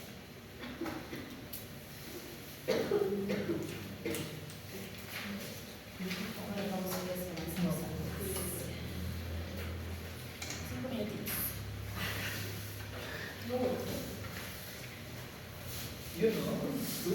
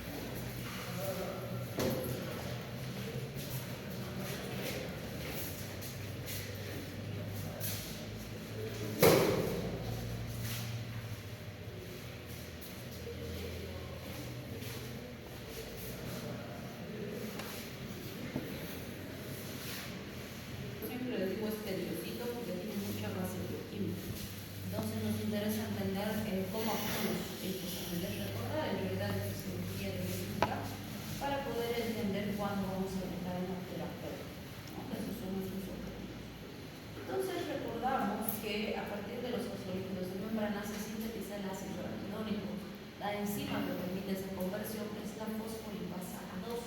Esta nos interesa porque esta fosfolipasa 2, primero que tenemos de tres tipos. Tenemos la fosfolipasa 2 independiente de calcio, la citosólica y la citosólica, que dependiendo del estímulo y de la célula se va a activar una u otra de ellas.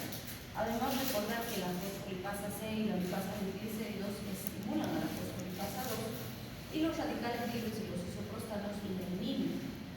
Además, aprovechamos esta vía metabólica para recordar que los corticoides también actúan inhibiendo la fosfolipasa A2. Una vez que se sintetiza este ácido araquidónico libre, tenemos tres vías metabólicas importantes: la lipoxigenasa, la epoxigenasa del espejo 850 y la COX, o ciclooxigenasa. Antes se hablaba solo de la COX, pero posteriormente se vio que hay una COX-1, una COX-2, ahora se habla de una COX-3 inclusive, y de las variantes de la COX-1. Entonces, sabemos que por la COX, la ciclooxigenasa, se producen todas las prostaglandinas, prostaciclinas, prostaglandinas de tromboxanos y demás mediadores inflamatorios. Por la vía de las epoxigenasas de las P450 se producen todas las P450, que siempre vamos a ir repitiendo las P450 porque son enzimas que trabajan con el hígado para la depuración y eliminación de sustancias del organismo, sean tóxicas, sean fármacos, sean productos de desecho. Entonces, los epóxidos de los P450 sirven para depurar sustancias químicas, como hemos visto en los primeros capítulos.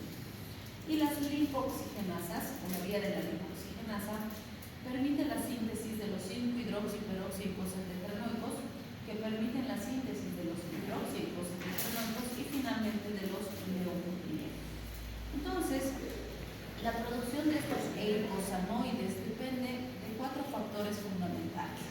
Primero, la especie de lípido que se utiliza como sustrato, o que puede variar, el tipo de célula donde se produce la reacción, el fenotipo de la célula y la forma por la cual es estimulada la célula en la que se van a producir estos eicosanoides. Vamos a mencionar aquí como ejemplo la COX-1 y la COX-2. No quiere decir que solo estas existen. Cuando veamos a Inés vamos a profundizar un poco más en lo que es la COX-3 y sus características. ¿Por qué nos interesa hacer este análisis? Como ya hemos dicho, por esta vía, cuando el ácido araquidónico activa la COX, se producen todas las prostaglandinas, prostaciclinas, prostaglandinas E, D, F y los tromboxanos. Y cada uno de estos mediadores químicos participa en distintas respuestas. Entonces, por ejemplo, si hablamos de las prostaglandinas, que son de distintos tipos y que se producen por esta vía, vamos a ver que la COX-1 siempre está activa y siempre está produciendo prostaglandinas que sirven para la citoprotección gástrica. Si recuerdan fisiología, siempre decimos que uno de los mecanismos de protección de la mucosa gástrica es la producción adecuada de prostaglandinas, que va a permitir que la célula esté sanita y que esté protegiendo la mucosa gástrica de lesionarse con el mismo ácido gástrico que tenemos. Entonces, fíjense, la COX aporta para esa síntesis, ¿sí? Trabaja para que existan prostaglandinas y proteja la mucosa gástrica. En cambio, la COX-2, fíjense, me dice, es inducible, que quiere decir que solamente se va a activar cuando existan reacciones inflamatorias, ¿sí? Y pues, por ejemplo, se activa más cuando hay factores de crecimiento, tumores, presencia de citoquinas y otras sustancias químicas que produzcan mayor activación de la COX-2. Entonces, por ejemplo, si llega un paciente que tiene dolor, inflamación, digamos, se ha torcido el tobillo y está con un esguince y está todo inflamado el tobillo, yo le doy un AINE, por ejemplo, le doy diclofenaco, y el diclofenaco bloquea la COX-1 y la COX-2, bloquea la COX en general. Entonces, ¿va a disminuir el dolor del paciente? Claro. ¿Va a disminuir la inflamación? Por supuesto. Pero uno de los efectos adversos más probables es la gastritis. ¿Por qué? Porque la inhibición de la producción de las prostaglandinas en el estómago va a desproteger la mucosa gástrica y se puede lesionar, ¿sí? Entonces vean, como hemos dicho en los primeros capítulos, el mecanismo de acción del fármaco tiene relación tanto con el efecto terapéutico como con el efecto adverso, ¿sí? Y eso está claramente demostrado aquí, que esto vamos a ir profundizando en el siguiente capítulo. Bien, si hablamos de la otra vía, que es la lipoxigenasa, como dijimos, tenemos varios subtipos de hidroxiperoxíglicos tetranoicos que se producen por esta vía. El 5, el 12 y el 15 son los más abundantes, y de esos tres el que más nos interesa es el 5, porque a partir del 5 tenemos la síntesis de los hidroxiicos tetranoicos y las lipoxinas. Las lipoxinas A4 y B4 son las que más participan en reacciones de hipersensibilidad en el organismo, y de los hidroxiicos tetranoicos tenemos los leucotrienos A4, que van a dar origen a los leucotrienos B4 y C4, y además trabajan con las lipoxinas. Y de los leucotrienos C4, el E4 y el D4 son los que se van a producir. De todos estos, podríamos decir que el leucotrieno C4 y D4 son los que más se han relacionado con la hiperreactividad bronquial. Y se han descrito grandes concentraciones de estos mediadores químicos en pacientes con síndrome de respuesta inflamatoria sistémica del adulto asociada al broncoespasmo intenso. Entonces, de ahí que controlar la producción de leucotrienos es importante para controlar la hiperreactividad bronquial. Entonces, en pacientes, por ejemplo, que tienen asma, que tienen EPOC, que tienen bronquitis, que tienen problemas con hiperreactividad, los inhibidores de leucotrienos van a ver que son muy buenas alternativas terapéuticas, ¿sí? Bien, de las epoxigenasas tenemos 20 hidroxiicos tetranoicos diferentes generados por las hidroxilasas de la CIP. Muchos de esos son ácidos y van a funcionar como epoxieicos tetranoicos a partir de las epoxigenasas de la CIP. Y en realidad, como hemos ido describiendo hasta ahora en los temas previos, las P450 son complejos enzimáticos que nos van a ayudar a desintoxicar nuestro organismo. Y como alguna vez dijimos, la función adecuada de estas enzimas depende de varios factores. Por un lado, la presencia de otros fármacos. Por otro lado, los aspectos nutricionales. ¿Se acuerdan? Dijimos, pacientes que consumen cantidad importante de alimentos cocinados al carbón, parrillados, o tienen hábito tabáquico, suelen tener una expresión más alta de P450, ¿sí? Y por supuesto, las características genéticas también van a ser importantes. De los isoicosanoides, vamos a ver que derivan varios subtipos de radicales libres, que son una variación, si quieren, de estas epoxigenasas, y esos radicales libres, como siempre mencionamos, están relacionados a lesión celular. En este caso, van a estar asociados a vasoconstricción renal, puede comprometer la función del riñón, van a activar receptores de prostanoides, empeorando los procesos inflamatorios, van a tener interacciones de adhesión de leucocitos, plaquetas, y van a producir angiogénesis, que es importante. Entonces, todos estos elementos pueden precipitar daño celular y aparición de enfermedades. También vamos a ver que pueden actuar como moléculas autógenas o parágenas, usando IP3, adenosina, que la pueden aumentar o disminuir. Bien. Rápidamente vamos a recordar los efectos de estas sustancias químicas en los órganos y tejidos. ¿Por qué? Porque obviamente, al ser vías metabólicas por las que se producen tantos mediadores químicos diferentes, puede pasar que dos mediadores de la misma vía metabólica tienen efectos contrarios, y eso debemos recordar para entender la aplicación terapéutica, ¿sí? Entonces, fíjense, en los vasos sanguíneos, los cloroxanos A2 son mitógenos, las prostaciclinas y las prostaglandinas E2 son vasodilatadoras, y los tropoxanos A2, las prostaglandinas F2-alfa y las 8-is y prostaglandinas F2-alfa son potentes vasoconstrictores. A nivel digestivo, en el músculo liso longitudinal, las prostaglandinas E2 y F2-alfa estimulan la contractilidad. En el músculo liso circular, las prostaciclinas y las prostaglandinas F2-alfa estimulan la contractilidad, y las prostaglandinas E la inhiben. A nivel respiratorio, las prostaglandinas E y las prostaciclinas van a relajar la musculatura. En cambio, el tromboxano, las prostaglandinas F2-alfa y las D2 estimulan la contractilidad. En las plaquetas, los tromboxanos estimulan la agregación plaquetaria, recuerden que es un mediador de la agregación plaquetaria, y su efecto va a ser disminuido por las prostaglandinas E2. En cambio, las prostaglandinas D2, las prostaciclinas, van a disminuir o inhibir la agregación plaquetaria, y se potencia su acción inhibitoria por las prostaglandinas E2. A nivel hemodinámico vamos a ver que dependerán las modificaciones de si predomina la vasoconstricción o la vasodilatación.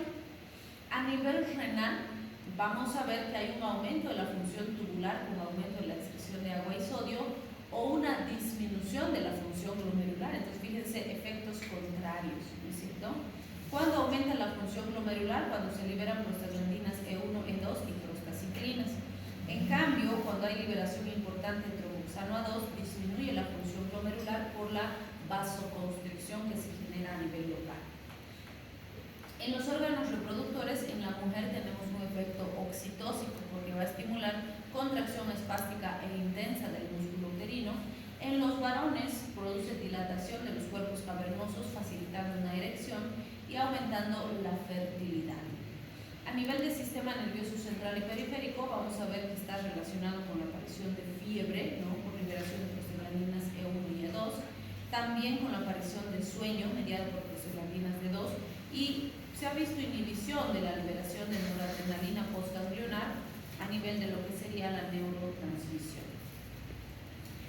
Las prostaglandinas y los tromboxanos, además, vamos a ver que están relacionadas en órganos neuroendocrinos a la liberación de hormonas antidepositarias, produciendo aumento, si quieren, de sus funciones regulatorias.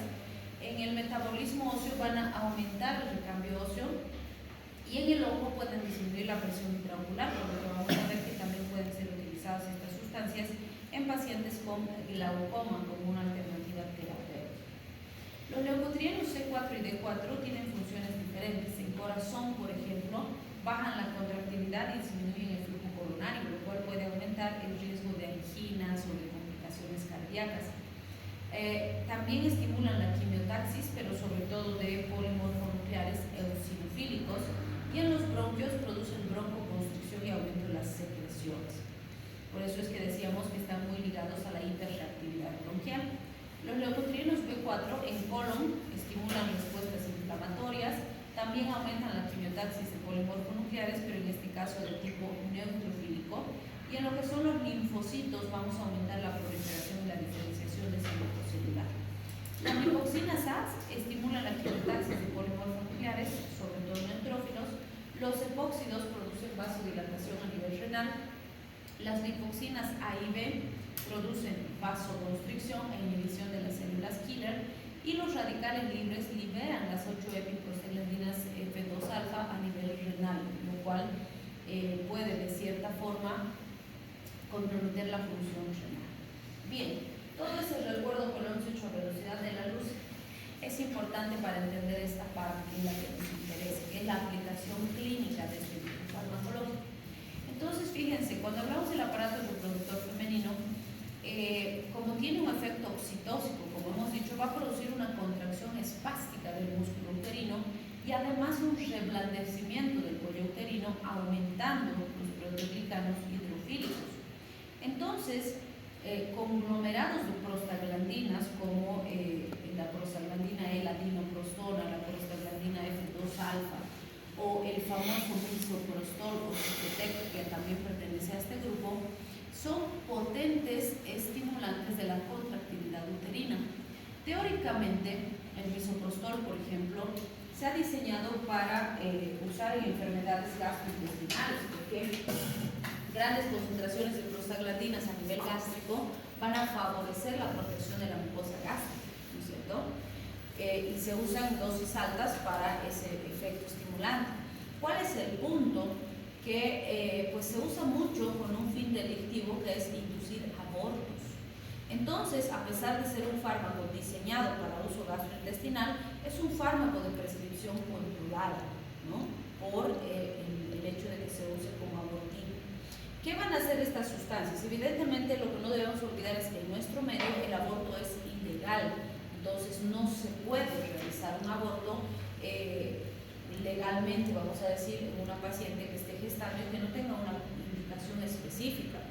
Está estipulado en la ley que si el fetito tiene algún problema severo de salud o la madre corre riesgo o es producto de una violación o alguna situación delictiva y demás, se puede hacer la interrupción, pero tienen que tener su proceso legal que avale que es legal ese procedimiento.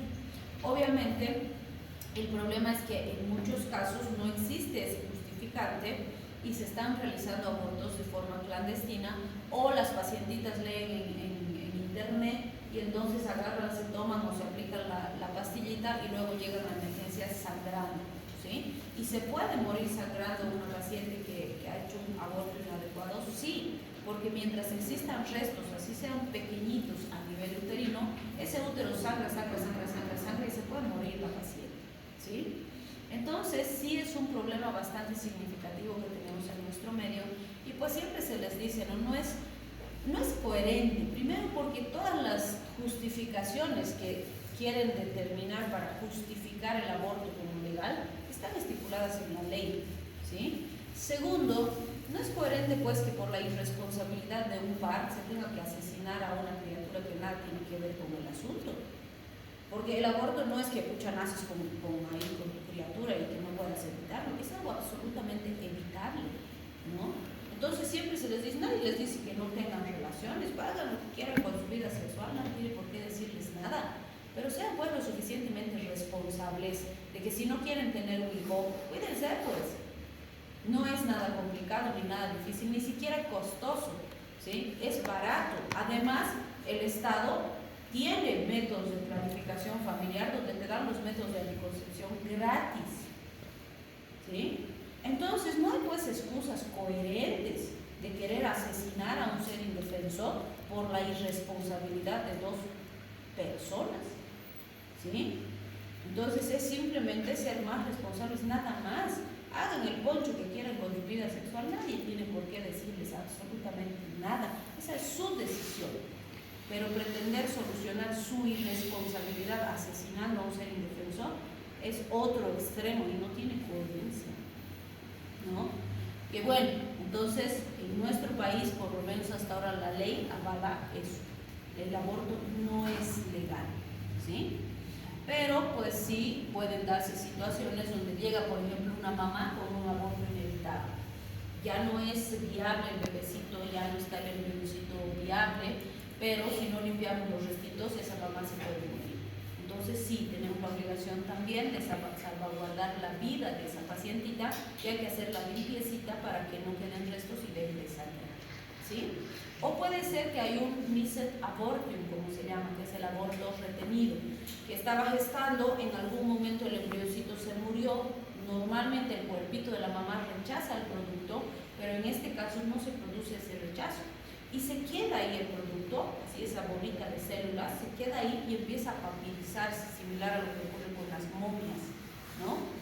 Y no se elimina, pero es un foco de infección peligrosísimo. Si no sacamos eso, puede infectarse y puede comprometer la vida de la mamá.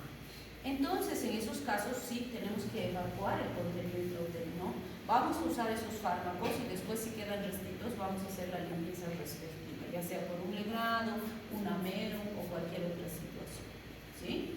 Entonces es muy importante considerar eso. Ahora, también se pueden usar estos fármacos de forma legal en la inducción de partos, ¿sí?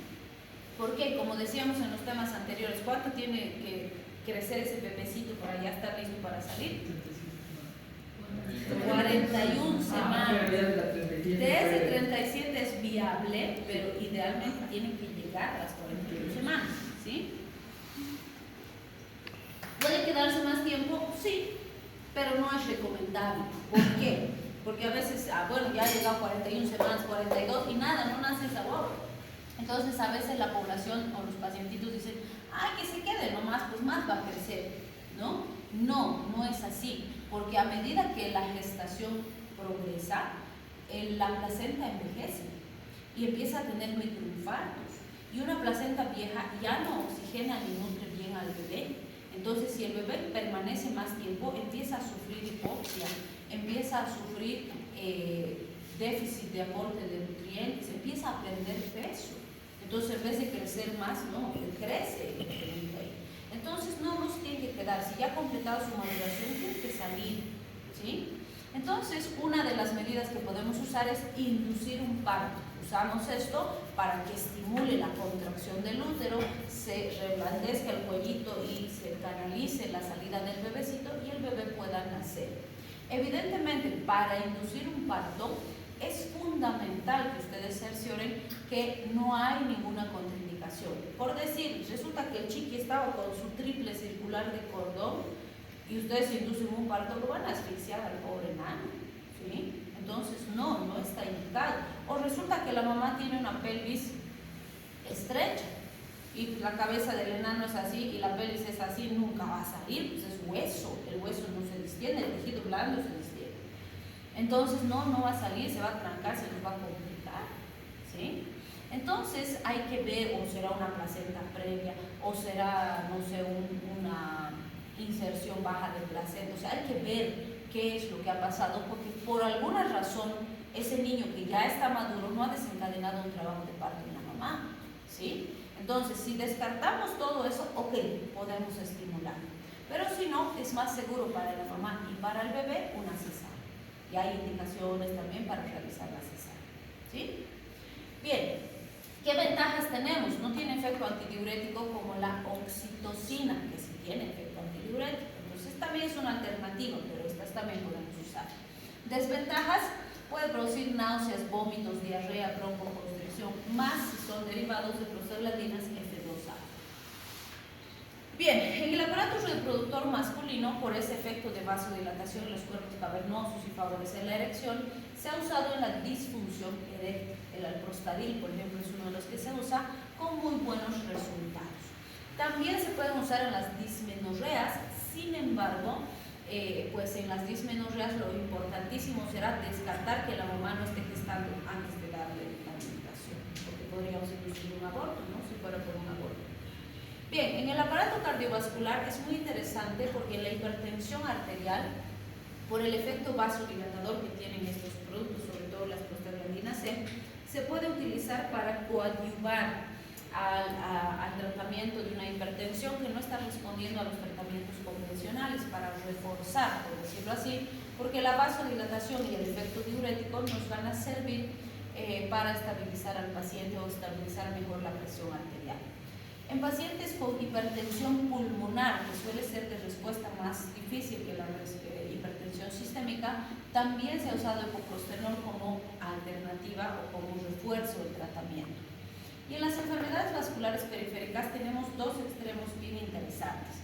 Primero, serían situaciones donde el pacientito tiene algún problema cardíaco y por ese problema cardíaco necesita una intervención quirúrgica para reparar la lesión o corregir el problema.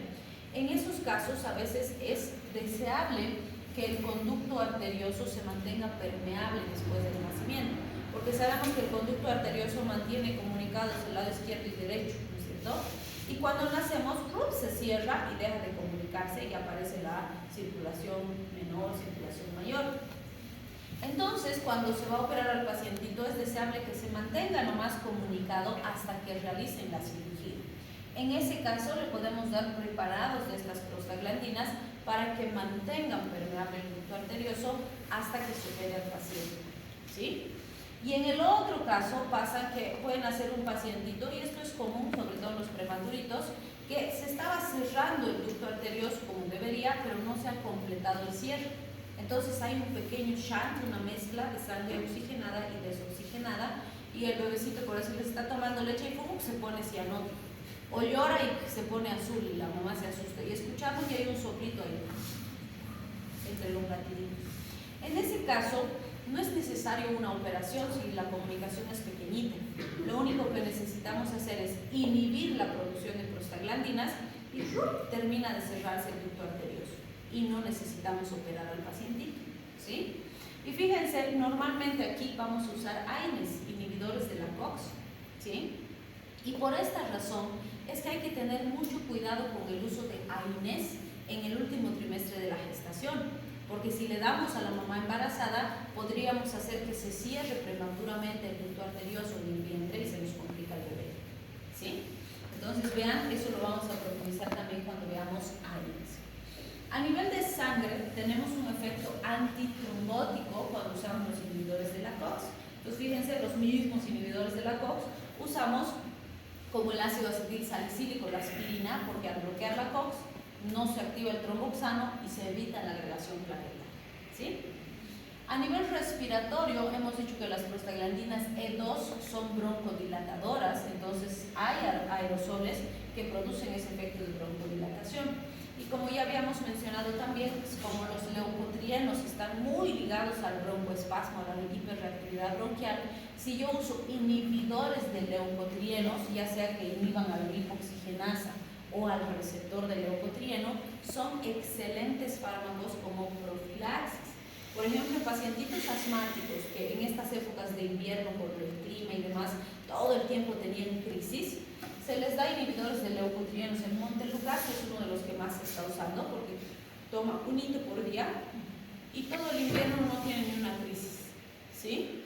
Realmente el cambio en la inmunomodulación del paciente es increíble. Pacientitos que tenían recurrencia de crisis o pacientitos que no podían estar en la presencia de un perrito, de un gatito, porque ya iniciaban crisis, en este tipo de situaciones han logrado tener un control más eficaz, ¿sí?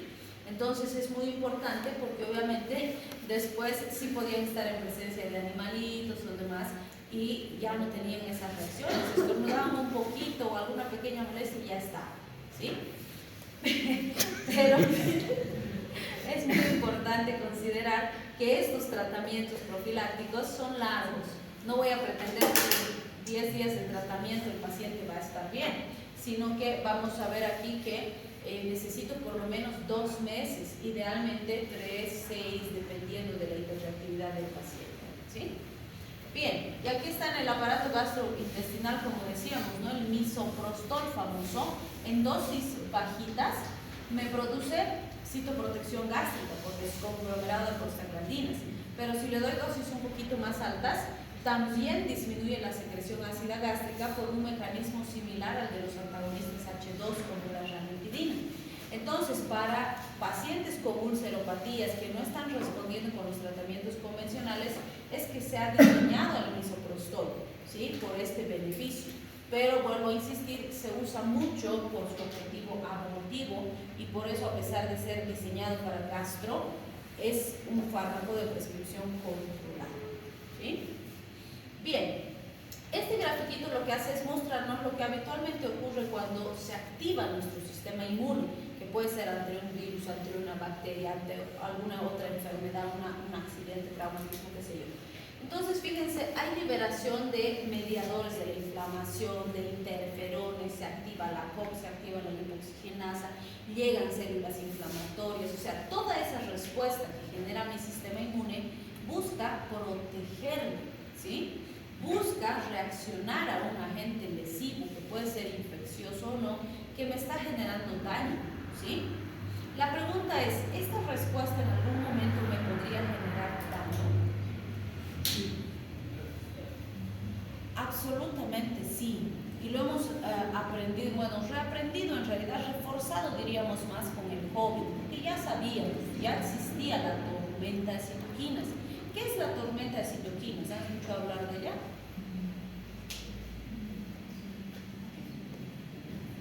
La tormenta de citoquinas es una respuesta exagerada del sistema inmune. Entonces yo siempre les digo, ¿no? Y les comparen la analogía de términos. Por ejemplo, si llueve, las plantitas se ponen súper contentas, ¿no? Porque llega agüita, les riegan, muy felices. Pero si llega una tormenta con granizo, con viento y demás, les hace tiras a las plantitas, ¿sí? Entonces, fíjense, lo mismo pasa con las citoquinas. Cuando se liberan correctamente, en cantidad adecuada, cuando las necesitamos, nos protegen. A veces solito nuestro sistema inmune va a terminar de eliminar al agente causal, va a controlar la infección viral, bacteriana, qué sé yo, y nos va a estabilizar solito el sistema inmune sin que mediemos fármacos, ¿sí? Pero cuando esta respuesta del sistema inmune es exagerada, se convierte en un problema, porque cuando es exagerada es ese exceso de células, de mediadores y demás que acaba lesionando nuestro tejido. Y en el paciente con COVID pasaba eso. Cuando pasaba un COVID moderado, era esa hiperreacción inflamatoria, esa tormenta tormenta de citoquinas que le producían la neumonía, que hacía que no pueda respirar, que hacía que se produzcan infartos y que mataba al paciente. Por eso en las fases avanzadas lo bombardeamos con corticoides, con inmunomoduladores, porque el problema ahí ya no era el virus, era el propio sistema inmune del paciente, ¿sí? Entonces, si bien toda esta respuesta en general ayuda, cuando es excesiva nos puede matar, ¿sí? Y siempre van a haber situaciones en las que no queremos que se produzca esa respuesta inmune. Por ejemplo, si he trasplantado a mi paciente y le he puesto un órgano que es de otra persona, depende de que acepte ese órgano nuevo para su supervivencia. Y si su sistema inmune reconoce a ese órgano como extraño y lo ataca, va a fracasar, vamos a perder el trasplante, se va a morir el paciente. Incluso está documentada una reacción que se llama injerto contra huésped, donde la inmunidad del órgano trasplantado puede aniquilar al paciente, ¿sí? Entonces, vean ahí qué voy a hacer: bloquear al sistema inmune, ¿sí? O por ejemplo, cuando hay inflamación excesiva, como decíamos en la tormenta de citoquinas, también mi objetivo va a ser frenar al sistema inmune para mantener estable al paciente. O cuando tengo enfermedades autoinmunitarias como la artritis reumatoide, siempre les digo, ¿no? Artritis reumatoide, lupus, psoriasis, tenemos tantas enfermedades autoinmunes que son autoinmunes porque es el propio sistema inmune del paciente que lo está atacando. ¿Y las puedo curar esas enfermedades? No, porque tendría que eliminar a su sistema inmune y es algo que no puedo hacer porque lo necesito a ese sistema inmune para que siga protegiendo al paciente.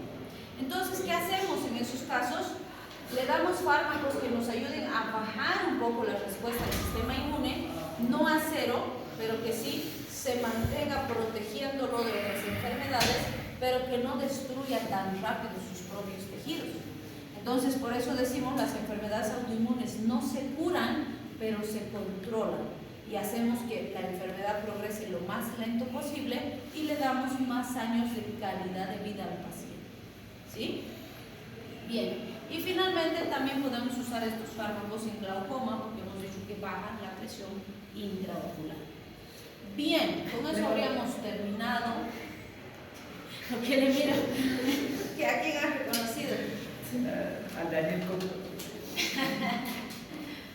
Ok, entonces tenemos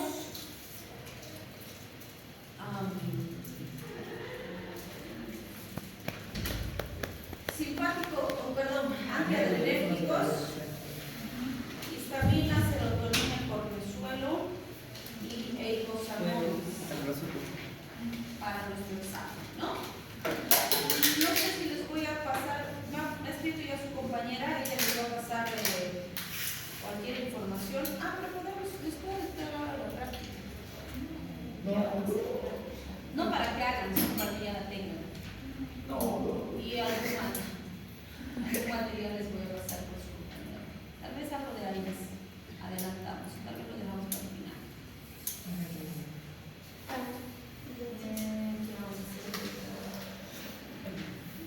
El brazo fue que le botó el teléfono. Qué bueno, toma.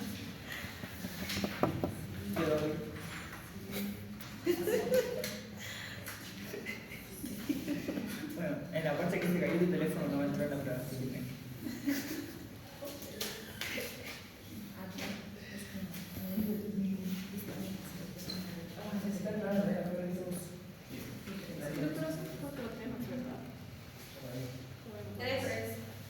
Antiadrenérgicos, que lo hemos dejado, histamina, serotonina y cortisol, que es un tema, y eicosanoides, que hemos visto hoy. Les voy a mandar la práctica, traten de sacar la mejor nota que puedan, porque es más complicado. Tal vez les mande un temita más, pero voy a escoger uno cortito para que no sea mucho en video, para que lo revisen. Como tienen miedo, después vienen que no nos vamos a ver. ¿No, Inés? No, es para tú.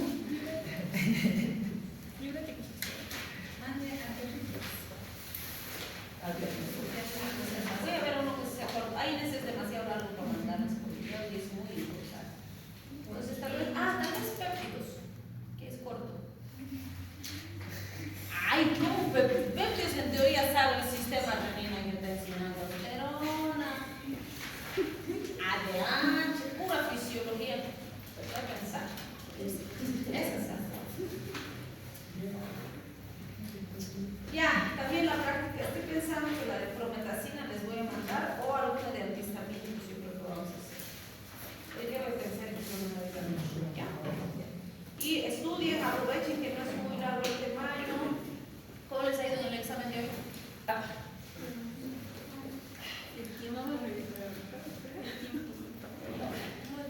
No he hecho el patrón. ¿El tiempo? Sí, llega un poco tarde yo. Pero eso es tu culpa, ¿ven? Porque yo a la mayoría les he visto ahí estaban sonceando. Es que ya no sabía. Como mirando, yo creo que son que Lo único que estudié fue mi nombre. ni eso sabes. Es verdad, es verdad. Mentira. Espero que os haya ido bien. ¿Y en el práctico qué han escrito? Sana, ¿Cuánto tenían que darle a la propina? Era 50 gramos porque era un niño. Ay, Dios mío. Niño. ¿Qué cosa les son 50 gramos? Ah, el carbón era 50. ¿Pero acaso el carbón es antídoto? No. Lo único que tenían que hacer era explicarme cómo le iban a dar la propina. Eso no les he preguntado. No les he preguntado el manejo paso a paso. Les he dicho el antídoto y les decía el fármaco, la dosis, cuánto tiempo le van a dar. Y eso es más. Y justificar cuándo le van a dar de hambre. Entonces, ¿cuál era su respuesta? ¿Cómo tenían que darle la propina? De 1 a 2 miligramos. De 1 a 5. Ustedes decidían, podían darle 1, podían darle 2, podían darle 3, podían darle 4, podían darle 5. Si me han puesto de 1 a 5, está mal, porque eso no es dosis, eso es rango. ¿Y de 1 a 2? Ustedes tenían que darle la dosis. Porque si le pones de 1 a 5, ¿quién decide? ¿El paciente? Si le da la gana, toma 1, si le da la gana, toma 2. Doctora, yo puse de 1 a 5, pero especifique después. ¿Cuánto de eso? O sea, puedes haber puesto el rango. Si el rango es de 1 a 5, yo le voy a dar al paciente 2. Está bien. Pero tienes que haber puesto la dosis. ¿Sí? ¿Y cada cuánto? Tampoco podían poner de 5 a 15 minutos. Tenían que poner cada 5, cada 10, cada 15, cada 20. Ustedes decidían. Menos mal. ¿Qué más? ¿Cuánto tiempo? ¿Hasta cuándo? Uno menos. ¿Dosis única?